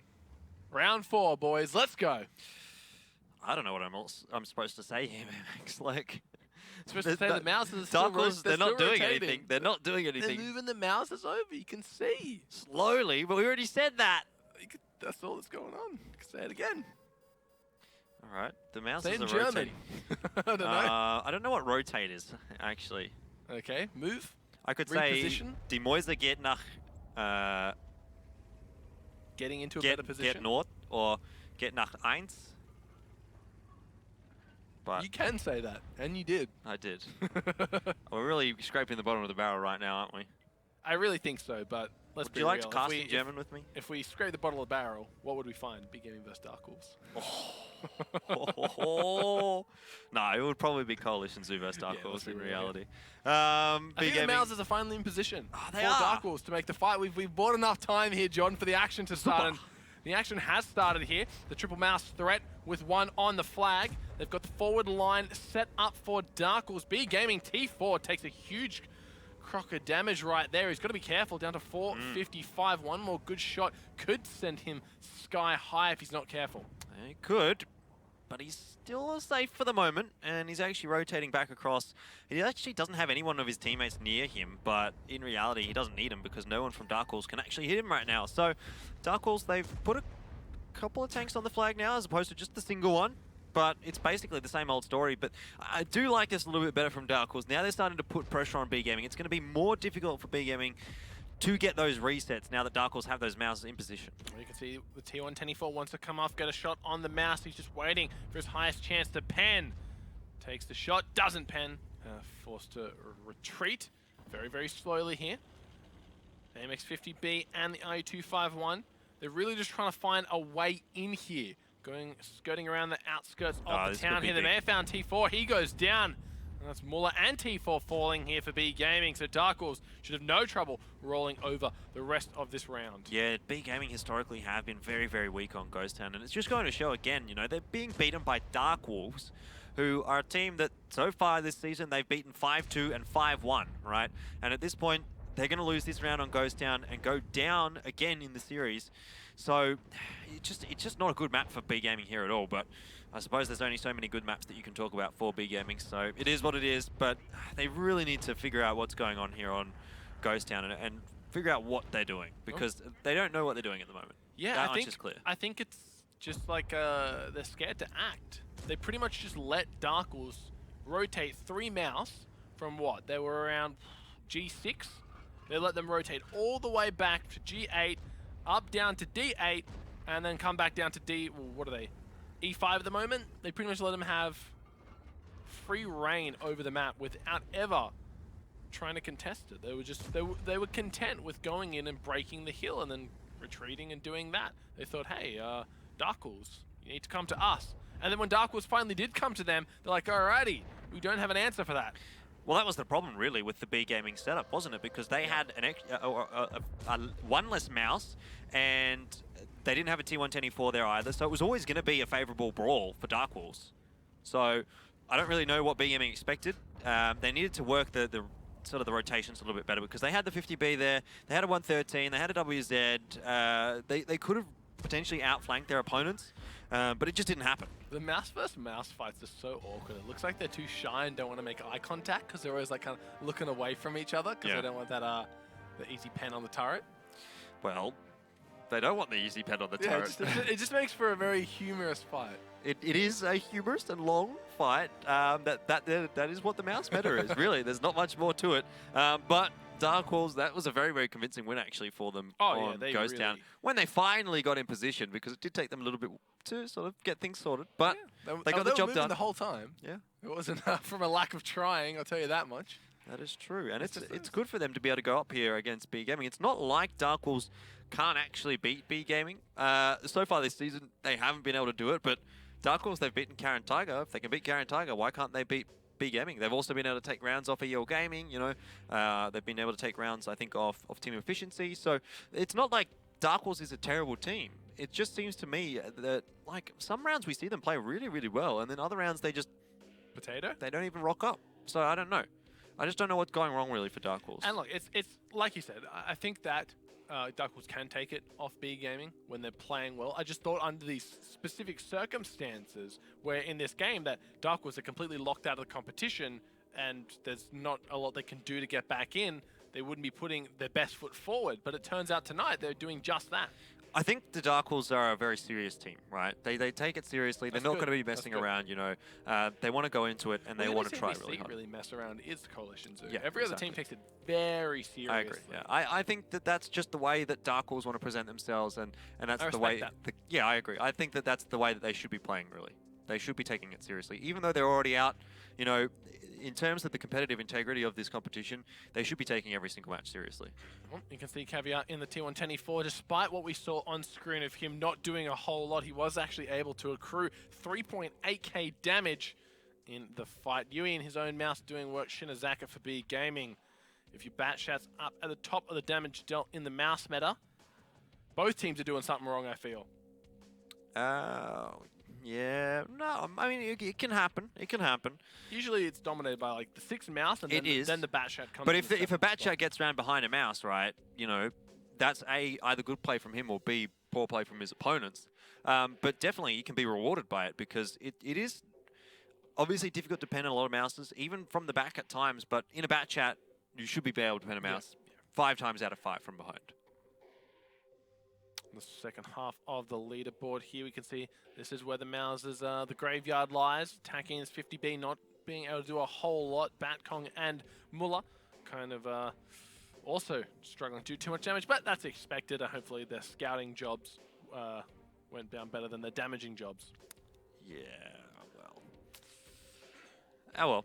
I mean, what can you do really as a tier 8 tank? A tier 8 light tank, no less. Scout. In this kind of a meta, right? When you're going up against 4 or 5 tanks that you can barely pen frontally, even when you're firing gold rounds. This must be the most frustrating time for a tier 8 player at the moment. It would be. It would be horrible. Absolutely horrible. That would be like every time you can get your chance to get into a tier 9 tank, you'd be like, yes. Like give me that bat chat AP. Maybe if we run 2 bat chat APs this round, Yeah. like, what do you mean? That's silly. Off. I just think we should. I just think we should, or we should have a type 4 heavy. Let's do that. Like we're playing. Or put me in the tier 9 arty, or a tier 8 arty even is a bit better, I think, at this point than a tier 8 light tank, because certainly would not be fun to be playing a light tank in this kind of a meta. So definitely not on Ghost Town or Himmelsdorf or something like that. You're basically relegated to just being the cap bot or the spot bot. Not even the spot bot, because like you can go forward, you're going to get outspotted by a bat chat half the time as well. Well, maybe not, but like a bat chat can basically spot almost as much as a light tank these days, really, if you've got the full crew, which these guys do have, if you've got coated optics on and that kind of thing. So yeah, it's not fun being a light tank, that's for sure. So Darkwolves here already, though, having a pretty good time, 2-1 up. That's the best so far that we've seen them do against B Gaming, like the 5-2 defeat that they had the first time that they met. If they can go better than that, I mean, tonight's the night, really, because they started off well. They've already got 2. It's only 3 rounds in. Ghost Town is a map that B Gaming don't look very, very good on. They could definitely close out the second half of this one. Now, admittedly, they're not so strong on Himmelsdorf, but then again, neither is B Gaming. And if they can continue that momentum through, they seem to be playing the Mouses pretty well, then, you know, who knows? We could potentially see a Darkwolves win tonight. Yeah, and I think it's entirely possible. And I believe in the past, the wins, the games that Darkwolves played against B Gaming, entirely possible wins as well. B Gaming just have their number those times. Maybe in the faster paced meta here, but like we said when we were talking about Ghost Town in the pre-game, it's a totally different beast now. It's a totally different play style. You really got to understand the best way to approach. And I think that Darkwolves, running the 4 mouse, they knew just how to play it. They send 1 mouse on the cap. They pretty much get all the positioning of where B Gaming are. Darkwolves come through, they know what to expect, they know where to angle their tanks, they know which lines of sight B Gaming will be attacking from. The rest was history. Yeah, you really do need to know what you're doing in this meta as well, because you do get punished for poor positioning a little bit better than in the faster meta. When you're in a bat chat, right, if you're out of position, you can get out of there a little bit easier than you can in a mouse. But if you're stuck somewhere in a mouse, you just can't move, right? And the only chance that you have of actually surviving is angling your tank a little bit better. So I think it's a bit of a shift up from the meta, because you can be punished more for poor positioning, but punished less for taking an incorrect trade or peek or something like that. So it's a bit of a pro and con. We'll have to see what tanks they've decided to go with here on our second half of Ghost Town. It's going to be 4 mouths again for Darkwolves, T124, and the Type 5 Heavy with the Udez on the defense. Object 432 there for B Gaming on the attack, as well as WZ111, so could potentially be going up to that northern flag with those two. Wouldn't be too bad. I mean, the Object 432 is kind of like a pancake, really. It's very, very flat and has relatively decent turret armor as well. But there is a Udez, of course, for Darkwolves, so maybe that is going to make them shy away. But this is a very, very brawl-heavy lineup from Darkwolves. Again, we're not going to be wanting to see B Gaming get into a brawl and get stuck, right? Because that's not going to work too well for them. Slowly but surely, they move their way on up into the fight. Maybe actually going for the 2 flag here as Boo's going to be coming through. Has to get the long run up. Tiltil already on the cap. On the 2 flag. Interesting Opposed to the 1 flag. Here. You can see that besides Batkong and Caviar, not a lot in the terms of defense on the 1 flag that Darkwolves went for. So I'm assuming they weren't too convinced that it was going to be a 1 flag push. No. I mean, it's somewhat unlikely nowadays to actually see the 1 flag push when there is a Udez on the field, because it's just such a big threat, right? It very, very easily can get resets, and it's why we've seen that meta changing up. But I don't like this from B Gaming at all. I mean, Tilt and Matil easily reset there. You can tell that B Gaming have not set up well to defend Tilt and Matil here. He's gonna die. And they're not going to get anything for it unless they start to push forward. And that's what we saw Darkwolves do, is that they pushed forward and they had the tank on the cap. That's when the pressure starts to come. But if you're not holding these choke points, it's just free resets for the defensive team. Revolution could drive around there through the other side of the choke and get that reset from there. There's Yui towards the front, Lambert towards the other side. I just don't see that working for B Gaming. And yeah, they get off the cap here, but they've already sacrificed a little bit of HP for it. Yeah, it just barely feels worth it. Yeah, Tiltil just went on there way too early. The team was not in position. Yeah. They weren't in their correct spots. They couldn't get the return fire over. He goes in. Again, like, it's not the end of the world that he takes 1 shot, but it's unnecessary. It's just totally unnecessary. Yeah. We'll have to see how B Gaming can rectify this early mistake of the game, because at the moment, they're down about 3,000 HP. It's not good. It's not a good way to start the series. Or start the second round of Ghost Town. No, it's not. But it is still salvageable. Yeah. It's not like it's the biggest of deal. I mean, 3,000 HP, it could sound like a lot if your team was all bat chats, but it's not that big of a deal. It's not really that much of a chunk when 3 of your tanks are a mouse. I guess it's 1 mouse worth of HP, but that's a lot of HP. Not a lot in the grand scheme of things, though. So, Taki, that takes a big shot. That might have been from Batkong in the E4. I did not know that, Alex. Thank you. What? How is it ever classified as a heavy tank? That doesn't look like a heavy tank to me. All tanks are heavy. They weigh a lot, Jordan. Well, that's true. That's true. No, not compared to a mouse, though. No. The mouse is... I'm So- surprised it doesn't just sink through the sand here. Well, I suppose the mouse is classified as a super heavy. Okay. Makes sense. I'm surprised the mouse couldn't really do anything. I'm surprised it even moves. Well, looking it at the doesn't size of it. actually exist. Still. Or I Someone just think explained one may have been built. The E100 was not built. There was prototypes. But anyway, it's irrelevant. It would not be a good tank in real life. Certainly not in this day and age. Yeah, I don't think any of these tanks would be too good in this day and age when pretty much ground combat doesn't exist anymore. No. Well, not like this, anyway. No. I don't think it ever existed like this, though, to be fair. 7 guys just piloting some tanks around.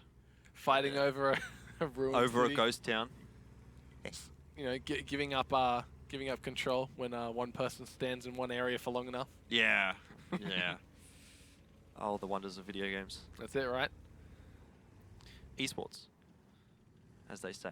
I guess one of those things, there's a lot on the stake here for these teams. They want to make sure they play it to perfection. And B Gaming, they're just not showing up tonight. No. They're just not doing anything. Maybe they're saving strats for the playoffs. Oh, come on. I don't know about that one.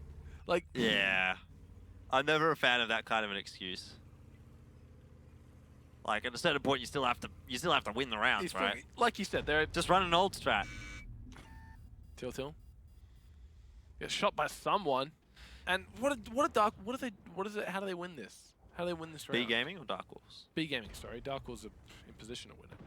Up. There goes Tilt. Not that way. I mean, what is there really for B Gaming to do right now? Like, the way that they would have won it is if they had played the more mobile game. They needed to be the ones to out-rotate Darkwolves, outplay Darkwolves. They have a Bat Chat, they have a 50B, they have an Object 432, and even a WZ111. It's not the slowest of heavy tanks. Like, it's certainly faster than a Mouse or a Type 5 Heavy, even an E4, but they haven't done that, right? They haven't used the map to their advantage. They've just been taking the trades with Darkwolves, and that's not what you can do against this lineup, especially the E4, right? We saw how that worked for EL Gaming when they went up against Coalition Zoo on Himmelsdorf, and that's a match that they should win 5 out of 5 rounds. But they took the poor trades against E4s and E3s and what have you, those tank destroyers, and that's pretty much exactly what B Gaming is doing right now. Again, Backong just gets another free kill. Yeah, there's really not a lot to say about this game other than B Gaming. I don't think they know what to do on Ghost Town anymore. It was always a bad map for them, and now it's even worse. If Darkwolves are about to go up 3-1, their best score yet against B Gaming. Those were in the losses here, right? What do we got after that? We got Himmels. I don't know if B Gaming are going to be able to take this series, to be honest, Jordan. Well, it's not looking like it. If they continue to play the way they are, they definitely won't. They're on all sorts. They're just not even close to being able to beat Darkwolves. I mean, look at the health difference. It's 10,000. It's disgusting. I don't think we've ever seen a 10,000 health advantage. Ever. It's 11,000 now. It's going to be more soon. Oh, the Udez has come in. No, he's going to be ruining the margin. Stop it. Yeah, don't ram the mouse. Oh, what? He's okay. Still alive. I was like, what? How did he survive that? What are they going to get? 12,000 advantage? That's just when nuts. they finish it? With only 5 tanks left alive as well. 11,000. Just one more shot. Nope, 2. Oh, great round out of Darkwolves though. Let's be honest. It was a 11,000. It was a very poor round out of B Gaming. Well, yeah. 11,000 HP. Come on, guys. You need to be doing more than that. They didn't even do anything. They didn't get any They just damage didn't play the game. They just put they put Tilt on the cap. He got smacked. They went over to A. They went over to 1. He got smacked there as well. And then they just thought, hey, what are we going to do, guys? What are we going to do? Bam. I would do it with this hand, but then I'd have to hit my mic. And no one would like that. No, that would be a very headphone user warning. Yeah. But who doesn't use headphones these days? I think everyone does, really. Anyway, I'll tell you probably who doesn't right now, because well, maybe it's B Gaming, because they don't seem to be playing this game. Yeah, They've just walked off. But like, even when we got into their comms, because we had a listening with B Gaming, they were yelling and they were excited and they were like calling stuff. So I don't know how so much fell through the cracks in that last round. I don't know either. Just poor trades, really. At the end of the day, it's what it came down to. Not even trades at most points. Like they were just taking damage for free. I mean, Tilted Matil on the cap there on the 2 flag was not exerting any pressure. He got reset once, took a little bit of damage for that. Then he moves over to the other flag, gets taken down. Basically irrelevant at that point. Yeah. It just felt as though a lot of those mouses from B Gaming as well were quite irrelevant. They were sitting out in the open, taking free shots from the E4, and trying to trade with it, but you're not wanting to trade with an E4 at the best of times anyway. So we'll have a look at the post-game stats here, and I think that's going to really evidence the difference between these two teams. Riku-Sam, the only one from B Gaming to actually get anything really of value done. Yeah, Revolution in the Type 5 Heavy able to rack up 5,000 points of damage in that game. Really impressive stuff here, POC that. Apparently Revolution blocked about 2,500 as well, so 7,500 combined in terms of that. So pretty good, pretty good. Can't complain about that for him at all. Really big contribution to his team. Yeah, I'm thinking Darkwolves, they've got this one tonight. I think so if too. They keep playing like this and... They are looking like the better team tonight, far and away. If they lose here tonight, then it's of their own device. It's not, I don't know, B Gaming, they looked all sorts at the moment. Till didn't get a single anything. Shinozaka, nothing. The Mouse, 474. Abysmal damage out of that one. The Udez, it did its job. It killed Till. It stopped them from going for the 1 flag kind of contingency plan. Mull attack in Happiness, all... That would have been like reasonable damage back in the day, but when tanks are able to output 5,000 damage, it's not... I don't get this right. 10 shots fired in the bat chat for Shinozaka, and he's done damage with 1. How does that happen? Like, even if you're shooting at the front of the mouse with only AP, or APCR, you still You still pen more shots than that, right? Surely, unless you're just... I don't know what he was doing. Like, how do you do that? I How don't do you think fire he 10 knows. shots and do 1 shot of damage? I don't think he knows what he was doing either, if that was the outcome. It's not good. It's not good. And there's a reason B Gaming's losing these, and it's because, well, you put your guy in your bat chat. Zach last season was really, really strong in the bat chat, and you expect, all right, mate, you need to be out here doing good damage. Well, they probably don't say all right, mate, because that's very Australian. That's what I was thinking. What's all right, mate, in Japanese? All right, mate. Go out there, bang some guys with the bat chat. Bang him out. Bang him out. Boom, boom. But it doesn't work. It doesn't work that way. No, He did no. nothing. He didn't do well. He did a little bit, but He barely got a anything. single shot. He got 1 kill. But you want to see more damage, especially out of your bat chat drivers. Like, that's your tank that should be doing near the top of the damage charts a lot of the time. Maybe not so much here on Coast Town, but you just can't get away with doing 1 shot of damage. Yeah, and they didn't. They didn't get away with it. They got punished quite severely. 11,000 health discrepancy at the end of that game in favor of Darkwolves. So if B Gaming want a chance, even a glimmer of hope in the next round here, Himmels, a map that plays quite similar to Ghost Town. Never thought I'd say that. No. But here we are. They need to step up. They do. 100%. I don't even know what I would suggest to change here, because like their compositions, there's nothing wrong with their tank picks or anything like that. It's just that they're getting outplayed, they're getting out-rotated. And that's not something that you can just easily fix. That's something you need to read in the game, and they're not. They're just not reading it. So, I don't know. Like, take this time out. Obviously, they get that every sort of 10 minutes once the game's over, and they can sit back and say, okay, what did we do wrong there? How do we fix this? It's not happening, right? They've already been through 4 rounds, and they haven't fixed anything that's been going wrong. It's difficult to identify exactly what they're doing wrong, because they're not actually doing anything. They're not making mistakes because they're not making plays. Like, if they were making, like, risky pushes and kind of, like, off-the-wall flanks, you could say, okay, that's where it didn't work, that's where it went wrong, and this is what they need to do next time. But they're just kind of sitting there, taking damage with no... It feels like a lot of the problems that are coming out for B Gaming is just because they're not playing to the strengths of their lineups. Like, there's nothing wrong with the tanks that they're picking. It's just that the way they're being used is not as effective as they should be, right? Because you've got an AMX-50B, you've got a Bat Chat, you've got a 113, you've got an Object 432, right? These are all fairly quick tanks. Yeah. They can get around, they can flank, and they can out-rotate a mouse 100%. You want to try and get behind that mouse. You want to get to the side of the mouse. You want to do that. But what they're doing is they're just taking front-on trades with the mouse, and, like, that's never going to work. No, and it's not working for them. So coming into Himmels, they really need to do something different here. And we saw Coalition Zoo earlier today try to go for a very ballsy 7-tank push through the hill. Didn't work out for them. They did get flanked, and if we see something similar, maybe, hopefully, B Gaming can utilize their quicker tanks to go for the pushes here, go for the flanks, utilize that, who knows. Well, I definitely hope that they don't go for a CDC strat, which is what we did see from Coalition Zoo, because that was messy. I'm not a fan of that. I know a lot of us aren't fans of that, but it just doesn't seem to do anything really. Like, never has, never will. It seems just so obvious, and there's so few times where it actually works out for the intended purpose of the CDC. I don't think it has. I don't think we've ever seen a win where the CDC sets up and then they just think, oh, how do we get past this little blockade here? There's so many avenues to flank, so many ways we can prevent this. We're done. Well, the theory behind it is that they push it and you punish the push with the big tank destroyers that you have sitting behind, but it never seems to work that way. Like, someone's going to get a HE shot into the turret of the IS-7 or whatever that actually does damage or breaks the gun or whatever, and there's the reset. So, bam. Your strategy's failed already. So, hope we don't see that. I find it unlikely that we will. These teams are not teams that employ that kind of a strategy. It's like a long shot coming out of Coalition, that one. Yeah. What I'd like to see, really, probably about 3 mouses each team, Type 5 heavy, E4, 1390. Yeah, could work. What about the Go-Go Gadget BDL strat? Thoughts on that one? Too much cheese for me. Too much cheese? Yeah, a bit smelly. But smelly, cheesier and smellier than a CDC strat? Yes. There you go. Because at least with the CDC strat, you have 7 other normal tanks. 6 other normal tanks. Well, yeah, okay, 6.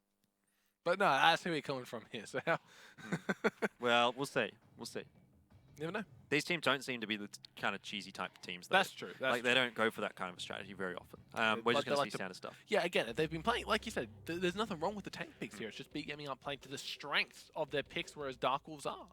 Exactly. So let's find out what their picks are going to be.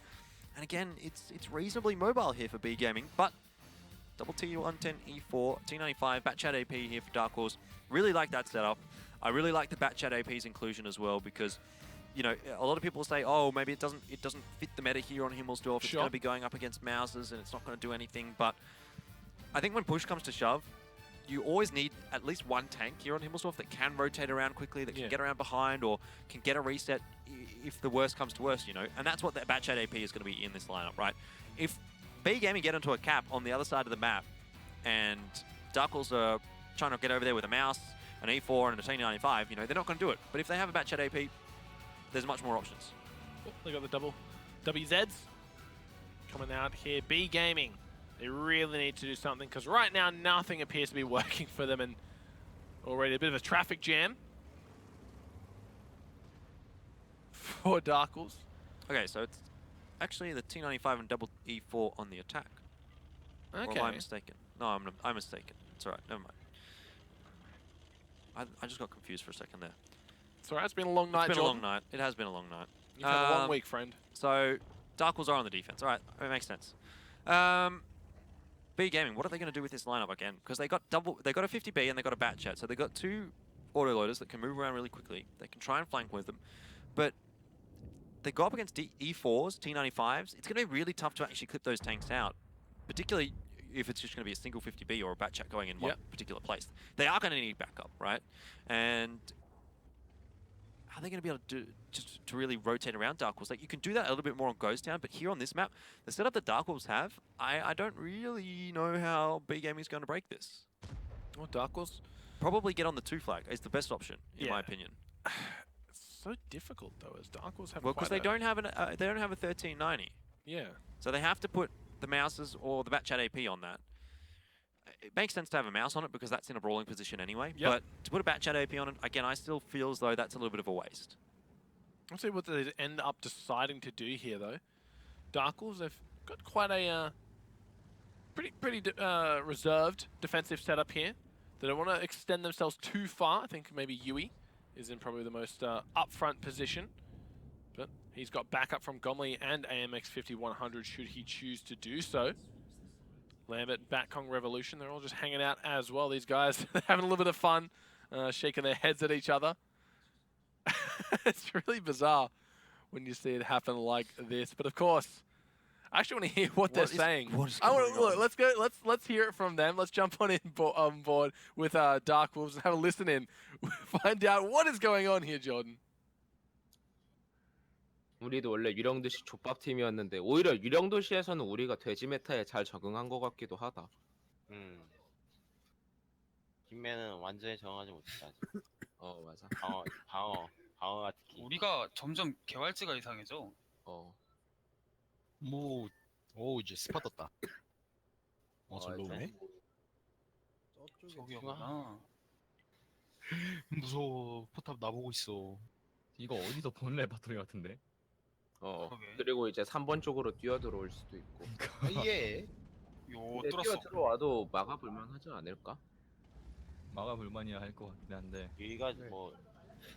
나 이거 잠깐만 나 좀 이동할게. 어디로? 저기 여기 스테이션 뒤로. 고폭. 지금 가도 되겠지? 가도 돼. 그럼 내가 열로 가볼까? 아니야 지금 당장 가지 마. 오케이 알았어. 야 유이 잘 버티는데. 맞다 111에서 왔다. 쏜다. 윤국이는 딜도 하는 것도 중요한데 본인이 오래 살아야 돼. 야 고폭 쏜다. 근데 고폭으로 마우스 깎는 거 한참 세월에 오시기도 아니고 맞아도 돼 저거. 저건 그냥 맞으려고. 한 4분 동안 때려야 돼 저 죽이려면. 몇 대서. 미친놈들. 40살에. 발톱으로 그거 또 절대 안 돼. 그 차체 후방 쪽 운 나쁘면 고폭 안 뚫렸는데도 불나더라 마우스. 3마리 다 있나 보다. 고폭이 3마리 쌌네. 다행히 보니까. 야 진짜 이거 시간 써서 고폭으로 죽일 셈인 거야? 그럼 윤국이 내밀지 마.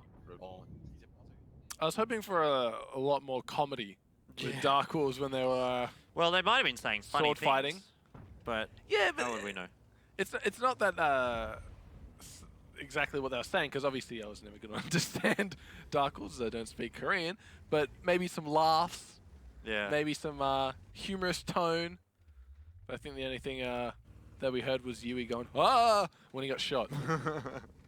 It's always fun sometimes to hear the players' reactions when they get shot. They get very surprised, like it's the first time they've ever been shot in World of Tanks before. I don't know. I kind of get that sometimes as well. Like I'm just driving along, minding my own business, and then some big artillery just plops a big shell on me. I was going to say something much ruder than that, but I saved myself. You're not on stream anymore, Jordan. Yeah. Well, your own. I am on stream. On your personal stream, Not rather. my own. But yeah, it's not. It's kind of like, oh, what? And then like, oh, there goes half your HP or more. But anyway. Well, speaking of that, I'm sure Bakong just felt that as he goes down about a quarter of his. B Gaming, slow and steady wins the race apparently. Is down past the 5-minute mark. Both teams just really reserved in their push here, and that one flag seems to be where B Gaming have got their sights set to win this round.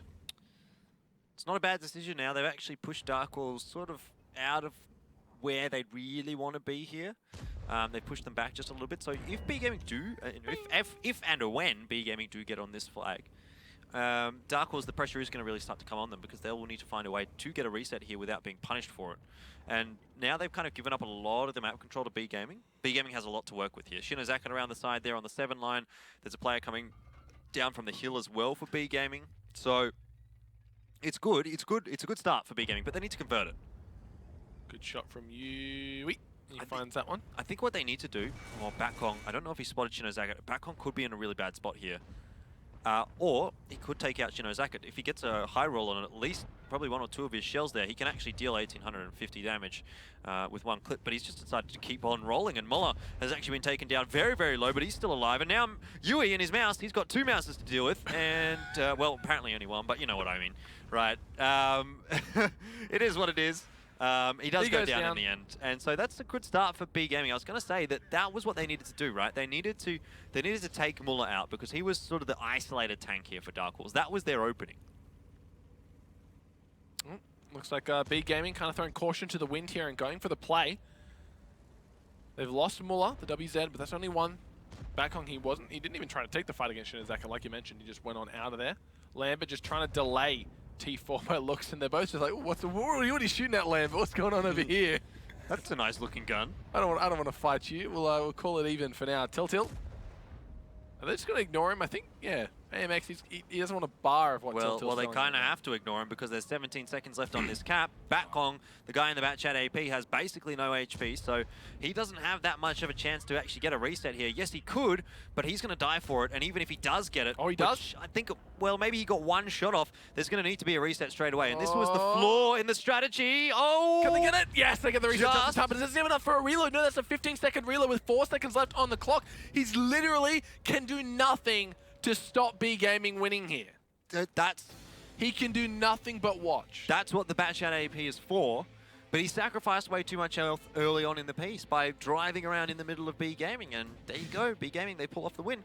And that's the big problem with that sort of a lineup. That's, like I said, before the match started, that's why the Batchat AP is there, because if it's the T95 and the E4 and the mouse trying to get a reset, you shoot once, it doesn't happen. Then you got a 16-second reload. Well, he was lucky to even get there. He wouldn't have gotten there if the Batchat AP hadn't got that half-second reset, because he got it at like 0.1 of a millisecond left, right? Yeah. It had been sitting on 0 for already a little bit. So it's always interesting when we win from a hill capture, when it has that little tail on the back end of the 0-second victory. But in the end, they are able to win it with a cap victory there, which is always surprising. It never comes down to it, especially when there's so many tanks left alive. But you pointed out the major flaws in Darkwolves' tank picks and how they just were inapt to deal with a cap victory. Yeah, I want to know what Bakong was kind of doing that entire game, because we did see him just drive down. But like, did he not have a clip loaded, or did he recognize that he would have probably been in trouble if he tried to actually take down the WZ, or like? But then why did he even just do that? Right? Your guess is as good as mine. He committed to it, and I'm not really that sure why. Bakong, 242 HP. Like, if he had had 500, he could have taken at least 1 shot. Maybe he could have got another shot off, because he's in an autoloader. In that position, he moves up. He narrows his way Let's past. see if he did. I'm pretty sure he got a second of a reload. No, he didn't get a. He didn't get a reset. So he didn't actually get a reset there, but it wouldn't have mattered though. Even if he did, it wouldn't. Yeah, it wouldn't have mattered. It so. really wouldn't have. Well, it's mouse. T95, T124. Yeah. The Not- damage not really stats always surprising. really don't matter when it was a cap victory in the end. As Yeah. the again, hopefully in the future we can see who got the majority of the cap time there to really praise our heroes accordingly. But yeah, I don't know, that round it's really hard to point exactly where it went wrong for Darkwolves because it looked They like gave up too much map control. yeah, it looked like B Gaming wanted to win through the 1 flag, Yeah. and then they just kind of rotated over to Well, the 2 flag. Exactly. That's what they needed to do with this kind of a setup that they had. They had the faster lineup than Darkwolves did, you know. They had the Batchat, they had the AMX 50B, so they could rotate across, and they kind of fluked us out, or faked us out, sorry, Yeah. where we thought, yep, it's going to be the 1 flag, and they basically did the exact same thing to Darkwolves there. So that's how they needed to play this sort of a setup, and that's the first time we've actually seen them do that tonight, where we had that kind of a similar setup on Ghost Town on both sides, and they just didn't use the mobility to their advantage. This time, though, they've been able to do that, and so it's a better sign for them here on Himmelsdorf. But are they going to be able to translate that through onto their own defensive side? Are they going to be able to follow that through on Ruinberg? Who knows? It still remains to be seen. Oh, just got a word that Tacky actually got the most cap time at 58 seconds for the team. Pretty good. So it's good to the technology is available, Jordan. The technology is there. We have it. Everything is there. And another win for B Gaming, taking us to what, 2-3? 2-3 in the favour of Darkwolves at the moment. So if Darkwolves can close out the second half here of Himmelsdorf, they should be able to still win the series. Like Ruinberg should be a 1-1, really. But if B Gaming can bring this back to 3-3, it's entirely possible. Maybe that situation that I spoke about all before this match started, if we get to Ruinberg at 3-3 and it becomes a 4-4, we find ourselves at the tiebreaker on Ruinberg. It's a very real possibility at this point. Yeah, both these teams looking very evenly matched. I would have said before, Darkwolves showing much less fault, but that was a big blunder by them, having the AMX 1390 just taking shots left, right, and center without ever doing too much, not being able to get the shot off the reset, not having the tanks in the correct position. Just it pretty much all fell apart for them. Yeah, really. Like they just got out-positioned, out-rotated. That's exactly what B Gaming needed to do. So I would be fine with seeing B Gaming go for another similar setup there if they were to go for a 50B and a Batchat here on the defensive side, or 2 50Bs, something like that. As long as they show that they can actually use them for the role that they need. That's all right. I always like you jumping in. You know, we're good friends. Drop something. My mistake. Don't drop your spaghetti all over the screen. Nah, it's fine. This game's dropping the spaghetti for us, Jordan. I think it is. It's a pretty messy game, that's for sure. It is a pretty messy game. I mean, but what do you expect when you're having B Gaming and Darkwolves? Like, you're not expecting team efficiency versus EL Gaming or top tier sort of play stuff like that. So really, at this point, what it comes down to, I think, is just both these teams playing their tank rosters the way that they need to be played. And we did sort of see that from Darkwolves as well on the defensive side. Sure. Sacrificing too much HP on that Batchat AP, though, was the real kicker for me. Yeah, they really just had all sorts of things going wrong for them in that round. And heard, obviously not word for word, but again, they were still pretty confident in how they were playing. They had upbeat voices. They were communicating and having a little bit of fun with the game, you know, sword fighting with their tanks. So it's not all gone wrong for them just yet. I'm sure they still have a lot of opportunities well left. in this. They're still well in this. Like, they're even, I would say, still in the more advantageous position. Really what they need is this one round here on Himmelsdorf. I think that secures the win for them, but if they go down here after that round, that could be bad. That could be bad for them because they've lost in the past to B Gaming. Yeah, I mean, definitely. I thought coming into this one, B Gaming was actually going to have a pretty reasonably easy time. Like I said, 5-2, which is pretty convincing. Yeah. It hasn't turned out that way tonight. Definitely Darkwolves have given them a run for their money, but if it's a question for me whether or not Darkwolves is going to be able to hang on here, because that round from B Gaming looked pretty good. If they can get the ball rolling here, if they can get 2 in a row, they're going to be back into that winning feeling, and that's when Darkwolves really need to start to get worried. But it does come down to this round, and we'll see how it does turn out. Similar lineups? Very similar lineups. Almost the exact same. Some variations. Type 5 heavy for Darkwolves. Yeah, and they've got a 1390 on the attack as well, so that's good to see. It did, the Type 5 heavy did wonders for them on Ghost Town. So coming into Himmels, kind of same lineup that they would be facing on Ghost Town. So not a surprise. Wouldn't be surprised to see it do well again. Yeah, I agree. And the Type 5 there has actually got a couple of tanks to shoot at on B Gaming. I mean, there's 50B, Batchat, even WZ-111, so you can put a bit of damage into. Obviously, the mouse is not going to be something that he wants to be shooting at, but he can if he has to. HE always going to be doing damage with that. Is there a Type 5 Heavy? There's no Type 5 Heavy. Oh, never mind. Lol. It's a Batchat. It's a Batchat and mouses and E4 for Darkwolves. So still not too bad for Darkwolves. I like the setup. Ooh, 1390 taking a bit of damage. Or should I say 1500? Oh, taking a lot of damage. He could potentially go down here if he's not careful. Needs to turn around and book at 116 already. Darkwolves, they're not looking strong, and whew. That's not a good start. That is really not a good start because that's the cap pressure right there. Exactly, that's their cap pressure, right? All he needs to take one shot of damage and he's dead and everything's going to be gone. And even he doesn't even really need to take a shot of damage. Like someone could just HE him a few times. Someone could ram him for all they need to do. Exactly. So that's actually more important than you would think, having your tier 8 tank that low. Like, I guess out of all the tanks, if you were to lose HP on them, I think you'd actually say, okay, we'll take some damage on the mouse. But have a look at this. Is he even going to be able to cross? He might not get spotted because he's a light tank. So he's so cheeky. Yeah, I think he's fine. But we can see the small, defenseless AMX 50B. Yeah. Cuddles up with the large mouses in the winter. This is not good from Darkwolves at all. Look at how much damage they've taken already. Look, we got to remember this is Darkwolves at the end of the day. Yeah. So while they played well the 3 rounds that they won, they are capable of completely blundering a few rounds here and there. And I don't think Lambert should actually be sitting there like that. It's much easier for Tiltimatil to trade with him and do damage than it is for him to trade with Tiltimatil and do damage. The way that Tiltimatil's angling his armor is perfect, and Darkwolves are just giving him free damage. Yeah, it's the banana push that just never works when the enemy team is in position to pretty much deal with what you have. See Muller, Taki, and Happiness all are going to be rotating around through the village here. Batkong, if he gets spotted out, he's donezo's. And remember how he said how important that lack of HP is going to be. Yeah, like the strat can still work, but basically they only have one shot at it because if the 1390 takes a hit, he's dead. One shot, one opportunity. One chance. Would you take it? Or let it slip? Would you take it, Reggie? I think I would. I think right now for Darkwolves, they really have to.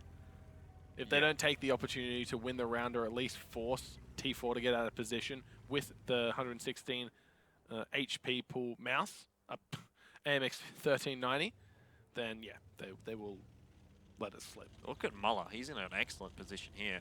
He's also got some backup. Not sure who from. I think it Happiness? Yeah, it looks like Happiness because the name starts with a H. T4 though, he might be the one on reset duty here, to be honest, because it looks like the bottom part of this alleyway is kind of covered off by Gomley and Lambert, but T4 can certainly come around the corner here, and at worst case scenario, he can get a shot into Revolution and should be able to pen it. He can try all he might. Revolution going to be shooting at an Riku-Sam. Doesn't connect with it just yet, but wow, Revolution, he's just absorbing shots left, right, and center. They still haven't got the reset, and 25 seconds left on the clock. It's starting to become a real threat of a cap victory here. Nope, never mind, there it goes, and it was, of course, the MX 1390 going down.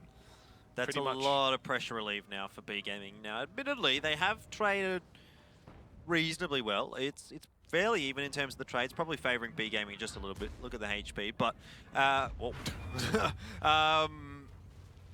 it's not like this round is not winnable for Darkwolves, though I feel...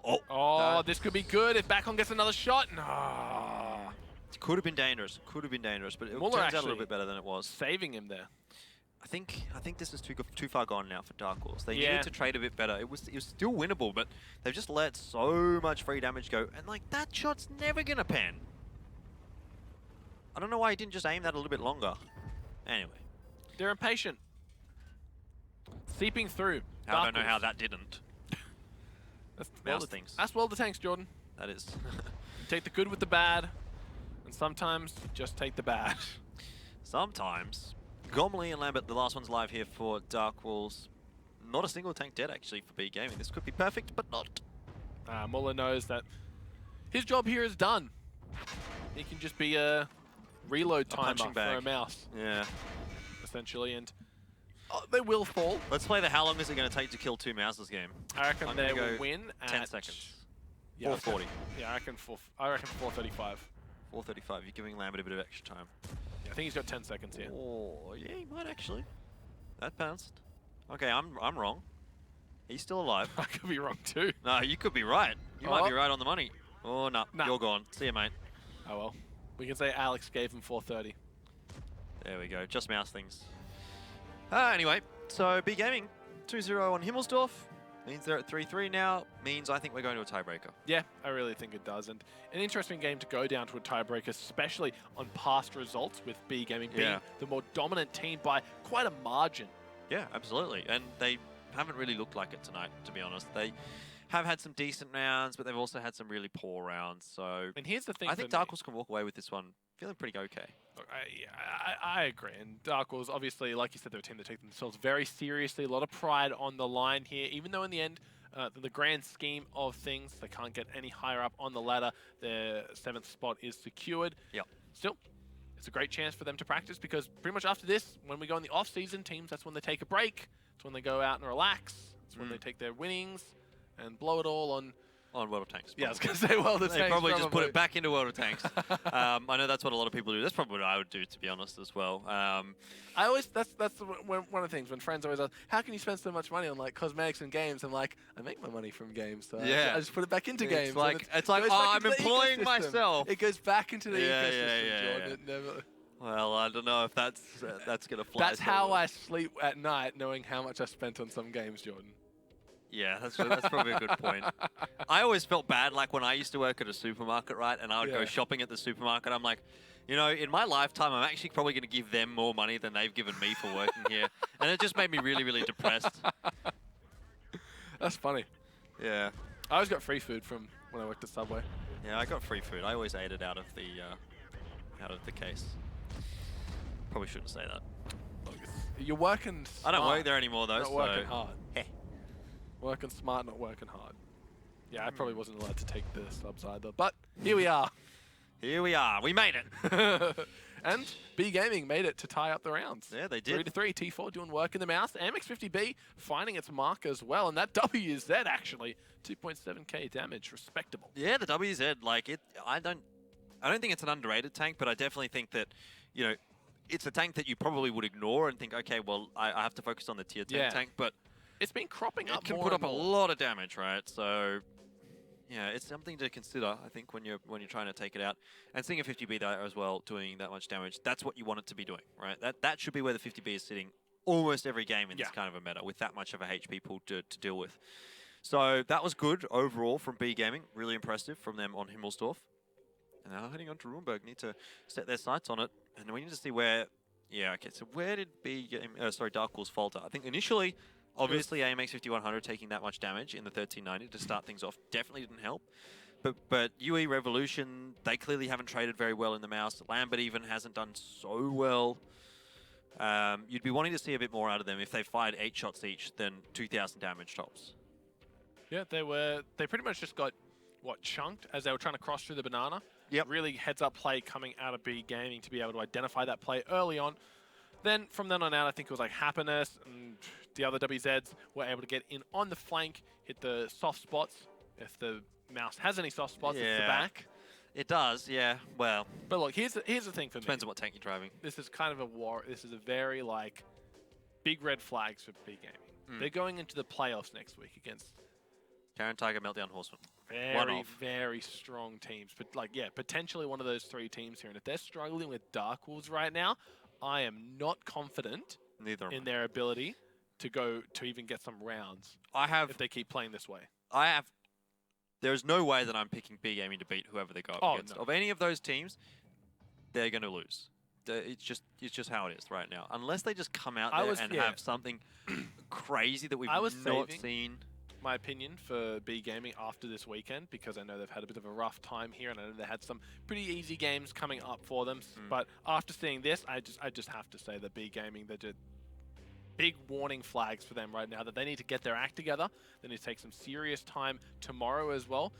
Take some serious prep into that game, come out with a win hopefully there, and then just go nuts for the next week in strategy. Because then they'll know who they're up against, and they need to watch all the VODs, they need to practice and everything, because they're going to have such an uphill battle against them. And again, like Horseman, Karen, Tiger, Meltdown, like what's the easiest team out of those three? Karen, Tiger? I guess because they beat them in the past? Yes. It's hard to really say, isn't it? Because I don't think there's any way they beat Meltdown. I don't think there's any way they beat any of them. Really. I think they can beat Karen Tiger. I think if Karen Tiger in a best of 13, this map pool. You're right, but like they have 20% on Cliff, 25% on Himmelsdorf, 20% on Mines, 13% on Muravanka, 25% on Prokhorovka. There are only maps which are marginally better: 35% on Ghost Town, 39% on Ruinberg, and 43% on Steps. There's no way that they win a best of 13 with a map pool like that. It all depends on if Karen Tigers show up as well, because that are a team where if they're playing at their worst, which they've been known to do multiple times, I think they're a worse squad than B Gaming. I wouldn't go that far. I think bad Karen Tiger is still a cut above B Gaming in general. Well, they lost to him once out of 3 times though. Well, yeah. I know it's like an outlier, but it's really what B Gaming have going for them. I feel like Karen Tiger is the team that they really try hard against the good teams, and then they sort of just don't care so much against the weaker teams, and then allows the weaker teams to maybe slip in there. But you can tell how hard they prep for team efficiency in Karen Tiger to be able to really put them under that much pressure the way that they have gone against that's true. those That's teams. a fair point. I think that for the games for Karen Tiger that they feel matter, those are matches that they are going into like saying, okay, we are going to win this. Well, and that's what the playoffs are going to be. Well, okay, yeah, that's true. I just think Meltdown are really, really good right now. But enough about that. We're going to have all those exciting games for you guys next week, and tomorrow some really exciting ones as well. But this game still going 3-3 at the moment. We're jumping on board to Ruinberg, and B Gaming. Did they get the memo that there was a mouse meta, Jordan? I think they must have. I really think they must have. Although they've only taken 5, they could have taken 6. Yeah, they're caught sleeping. Yeah.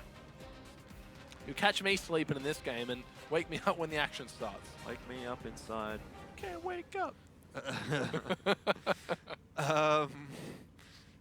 Yeah. Well, let's see how B Gaming go here, because it's probably going to be another minute or 2 before they actually get anywhere. Yeah, this is a slow march to battle. Da, da, da, da, da. No, it's not the right tank. It's a JPE 100. Why has that got the Imperial March? Because it's called the Death Star. Or actually, I think it's the FE215B183. I think both of them can be called that, though, to be fair. Anyway. It's not the mouse, that's what I know for sure. Maybe we need to make like a new thing for a mouse. What could it be? It could be like the Game of Thrones theme, because it's like betrayed. It's betrayed the Bat Chat.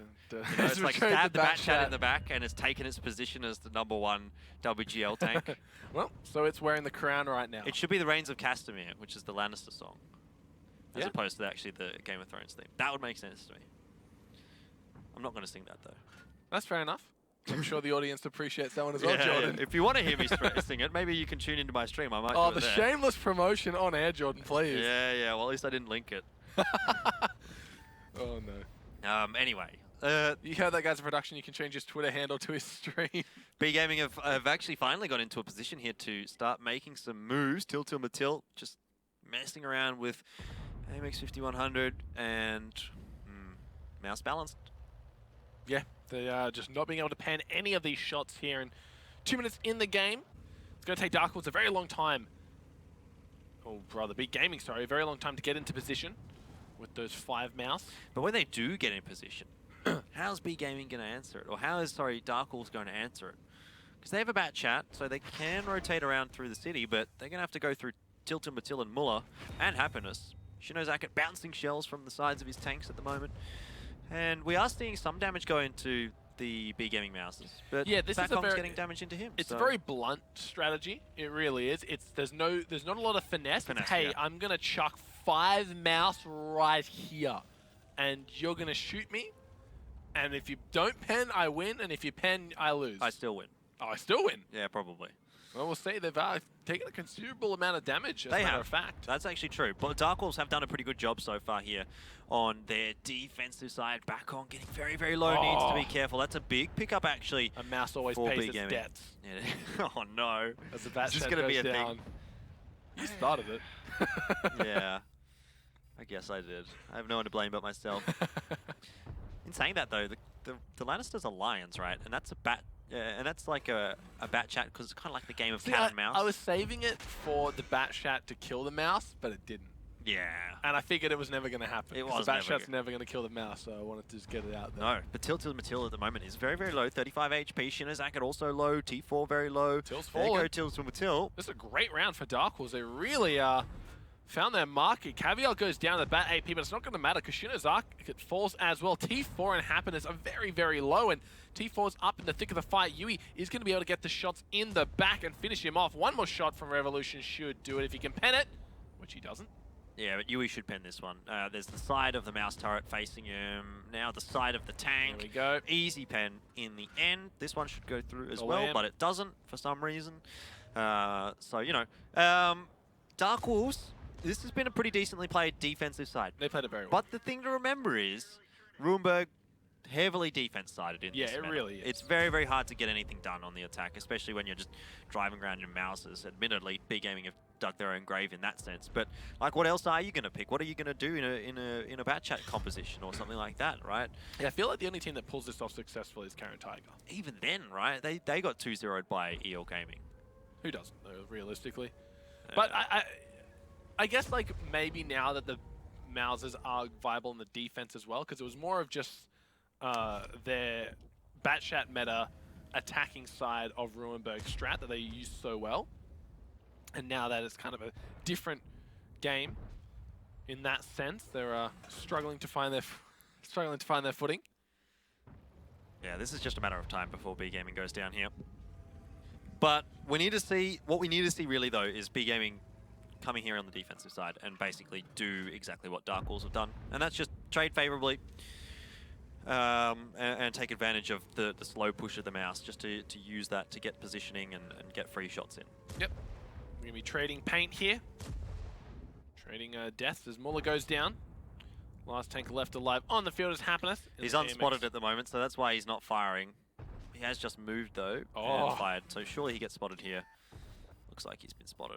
Yeah, he's just doing... That's never a fun thing when you see a T95 with its gun pointed right at you. It's a nice shot actually there from Happiness. I've got to give him credit for that, being able to take down AMX 5100. Now he's going to run. He's going to run. He's got, what is he on? He's on an attack, so he has no way of winning. I was going to say if he's on defense, and he can kite around 3 Mouses, I guess. Well, I guess the one advantage that the Batchat AP has is that it will outspot the mouse. And he can clip out all of them, except Revolution, unless he has, like, godlike rolls. Yeah. Right, if he rolls 400 in, like, he's got 1800 in a clip in a Batchat AP, or thereabouts.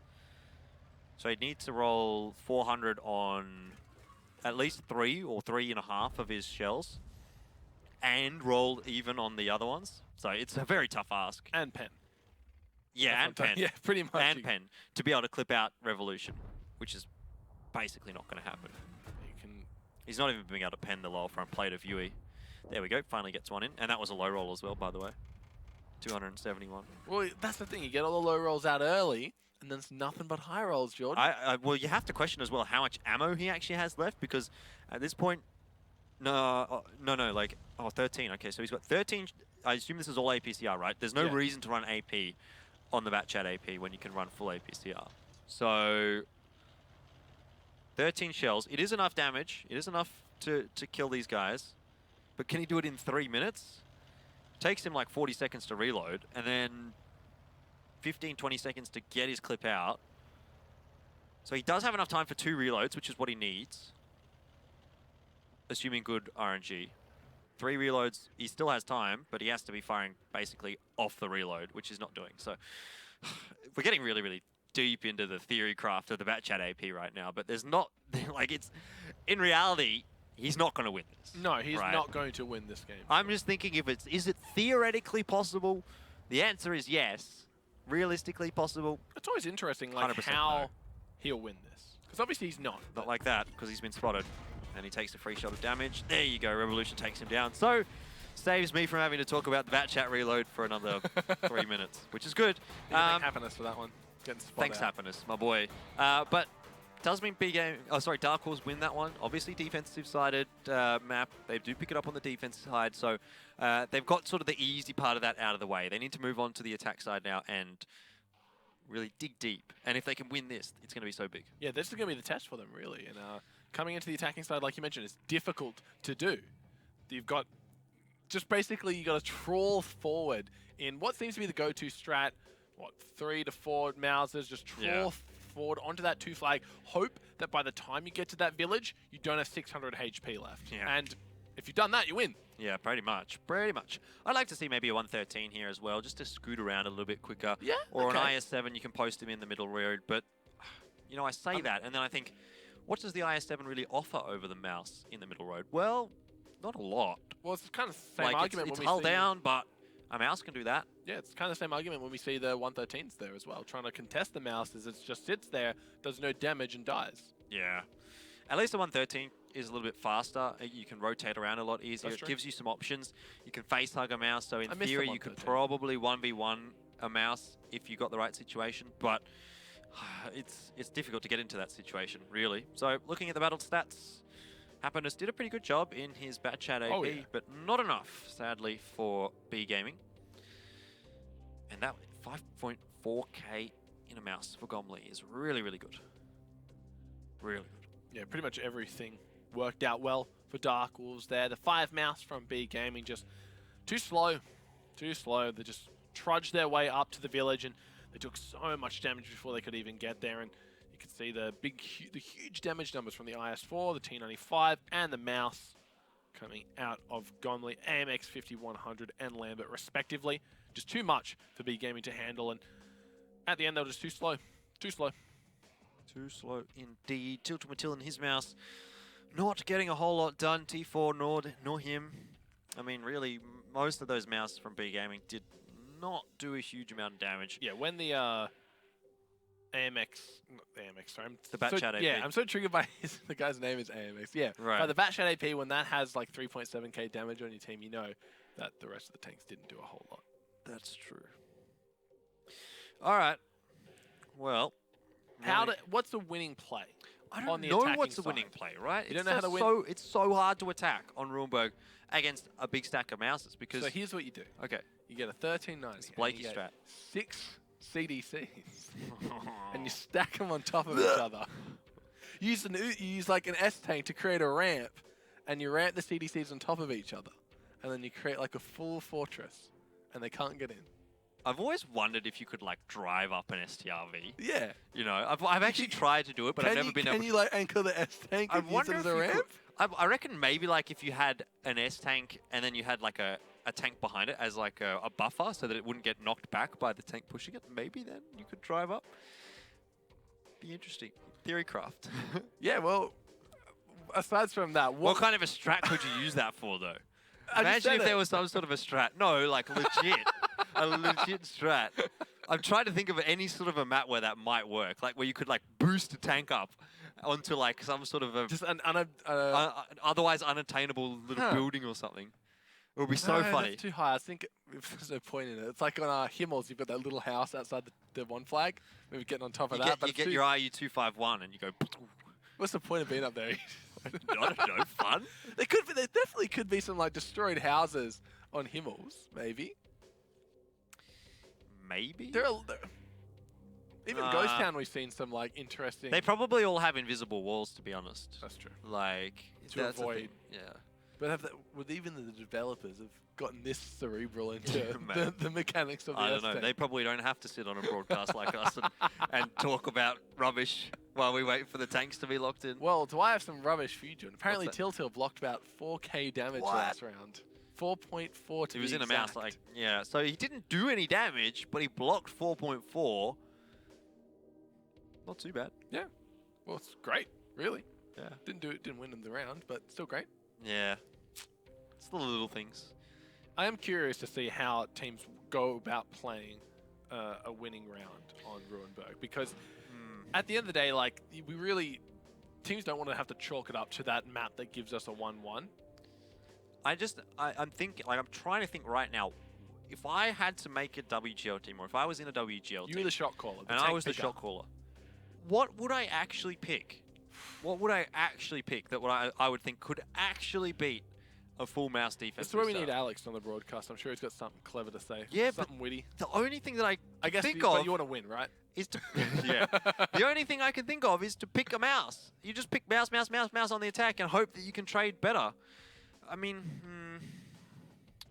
maybe... Well, is it a different approach that they should be taking, though? I think maybe best case scenario is you take the 5 mouse, you take the 2 Batchat APs, you get the Batchat APs very, very quickly into that little town towards on the left? Up the top near the 2 flag. Yeah. That's what we've seen teams try to do. They try to distract with the mouse, get the tier 9s or whatever up to the left side or the like A0 side of the map, get into that little village there. That's when they can able to get into the behind the Mausers that are having that fight in the forward village around the 2 flag. But then the only problem with that is that if they go too early, right, the Batchat APs go too early, and there's a setup already there, it's GG. Basically, you lose your Batchats for free, and your Mouses are still traveling through the town. So that's why it's got to be like a coordinated push. You need pretty much the Mouses to say, all right, I have like what 3, 4, 5 people are shooting at me now. They're not looking at you. Time to go, and that's when you get in there, use the cover of the village to kind of, you know, wait for the spotlights to pass and like those old stealth games, and then you go. Yeah. Use the timings of the reloads. It's all about the timing, really. Yeah, I mean, the timing of rotations is so important in WGL. It can be make or break. Yeah, playing around reload timing is one of the things that I remember in the early days, it was something only we noticed EL would do. Yeah. Teams would just kind of like go in, not expecting reload timers in EL. They would always go up when the enemy tank was reloading. They pretty much had all those timings down pat. And it's something we've seen a lot of teams be able to do now. So playing around those is definitely viable. Okay. Don't mind this actually from Darkwolves. It's fairly similar of a setup to what I sort of talked about. Yep. Though you do have a couple of actual Batchats which are going to trade a lot better with a mouse than a Batchat AP will. At least you're going to pen a lot of, well, not a lot, maybe you're going to pen some shells. You're going to pen more. You're going to pen more. Very, very different setup though from Wargaming than what I had envisioned. It's a double 50B.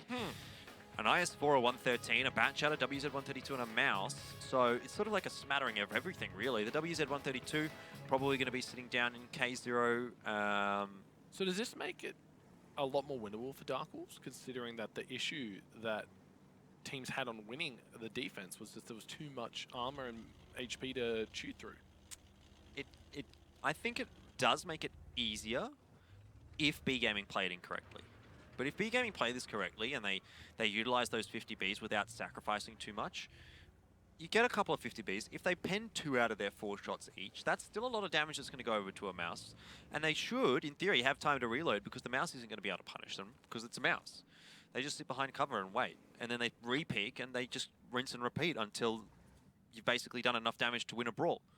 Sounds nice in my head, though, but, I mean, doesn't necessarily work in theory. Oh, Muller. He's actually quite far up here in the WZ-132. Yeah, I thought he was going to be down in the K0 area, but he's decided just to spot the 1 flag, which is something, you know, that I maybe didn't expect so much because, like, this is kind of the position there that Muller is playing in, is when you would see, like, a CDC or something coming out on the attack, that's when you'd put a player there and be like, okay, well, we can just deny that CDC. If there's someone there, we get an easy reset in the side. But his purpose there right now, maybe for example, Wargaming have been watching Darkwolves playing Runeberg, and they've said, okay, we think it's actually going to be a 1 flag push. They like to push the 1 flag for some reason. They're going to be right, though. And they would be right if they've done that, and that could definitely make sense as to why Muller is here in that WZ-132. You can see Mouses and AMX 1390 going to be moving their way on up. It's probably a shield strat here with double mouse and the 1390 tucked behind him. So honestly, I don't actually mind this strat when it's done with a mouse. I feel as though it actually has a lot more pressure when you've got the mouses there as opposed to like a CDC, because I think the resets are much easier. Oh, and Muller's going to get caught out. Spotted by the Batchats. Yeah, the double Batchat. And these Batchats are not getting punished either. That's a big problem for Wargaming. Where's the 50Bs? Now we see the damage coming across. They're going to get through. This is good. This is a very good amount of HP to have making it in here, and they should be able to take out the 113. Yeah, I don't know how many Oh, a shells these shot guys from the have left. Mouse as well. Yeah, he's dead. Wow, this is looking great for Darkwolves. Yeah, this is over. 10 seconds. There's no one that can reset. Like, oh my lord, you're literally not no wrong. one. Yep. Okay, never mind. Darkwolves, take it home. Who's getting the reset? No one, Jordan. No one. Well, that was Whew, that was anticlimactic. good round from Darkwolves. There you go, Darkwolves. Wow. They just walk in and take it. They don't even give anything, any regard of respect. They walk in, they take out the WZ132, they move on up, they take out the 113, that's how and then they win the round. That's how you win attack. Yeah, but honestly, that was really not very I well joked played about by Big Game. stacking up some Mouses to defend, but or CDCs rather, but Yeah. that's how they ended up winning it. That just was not played well by B Gaming in reality. Again, like, not played at all by B Gaming. Yeah, exactly. Where were the 50Bs? They They should have got one of those. Well, maybe they shouldn't have killed him, but they should have done enough damage to that batch to put the pressure on that the 113 then would not have gotten taken down. 113 could have, as a result, gotten a reset, bought a little bit more time, more rotations come across from B Gaming, and then maybe we see a win for them. But it was still going to be a difficult situation because they allowed Darkwolves to basically get on the one flag for free. Like, they barely did anything. I don't think they even did anything to the Mouses or the 1390 before they got onto the flag, and even once they got onto the flag. So, B Gaming, they just had the complete wrong setup for a one flag push there. So, well, with the exception of Muller being there to spot, but he just went down. They didn't really react to it fast enough. Like, they didn't react to it at all. They didn't react to it at all. He was I don't down know, for a long time. It like- would have been enough for them to rotate across. If they had like 4 Mouse, I can understand that they don't have enough time to make their way over. But they had like you said, the 113, lucky 50 dip. Bs. They're the lucky dip of tanks. Pretty much take your pick on what can rotate over. They had something to do it. They didn't though. They did not do it. And great win by Darkwolves to just be able to get in there and. Like you said, I didn't even notice that there was 10 seconds left. I thought, oh, this is great. They've got 2 tanks on the field. And like, yeah, well, they've also won, Rogi. They've also won. They've literally also won won the round. They cannot come back from here because there's no one in position to reset. But what an upset here. Did not think that Darkwolves would take it to B Gaming. Definitely an upset. Especially not 5-3. And Darkwolves looked like they played really well tonight. Oh, they played very B Gaming admittedly did look pretty off. I will say that. I fear for B Gaming. I think Darkwolves, they came into this one, their Cliff game on the defensive side looked really good with the STRV. It seemed well drilled. The wins that they had on Ghost Town were very, very convincing as well. And those wins on Runeberg, I think those to me were probably a little bit more down to B Gaming playing poorly, particularly this round. But last round, obviously defensive bias, they looked pretty good about that. So let's see, who could have rotated to help? Matil is in a Mouse, so he probably doesn't get there in time. Taki and Shinozaki. Look at what Taki and Shinozaki are doing. They're going the wrong way. I don't know. At that point, you just have to completely throw away disregard for your tank safety and drive towards 100%. It's a typical mistake that's made a lot in pub battles by a lot of poorer players. Obviously, I'm not really making the comparison here between these WGL players and the pub players, but it's a mistake that happens a lot in World of Tanks where you think, oh, well, someone else will get the reset. I don't have to do it. And then like it comes down to 10 seconds and you're like, oh, no one's getting the everyone reset. thought that.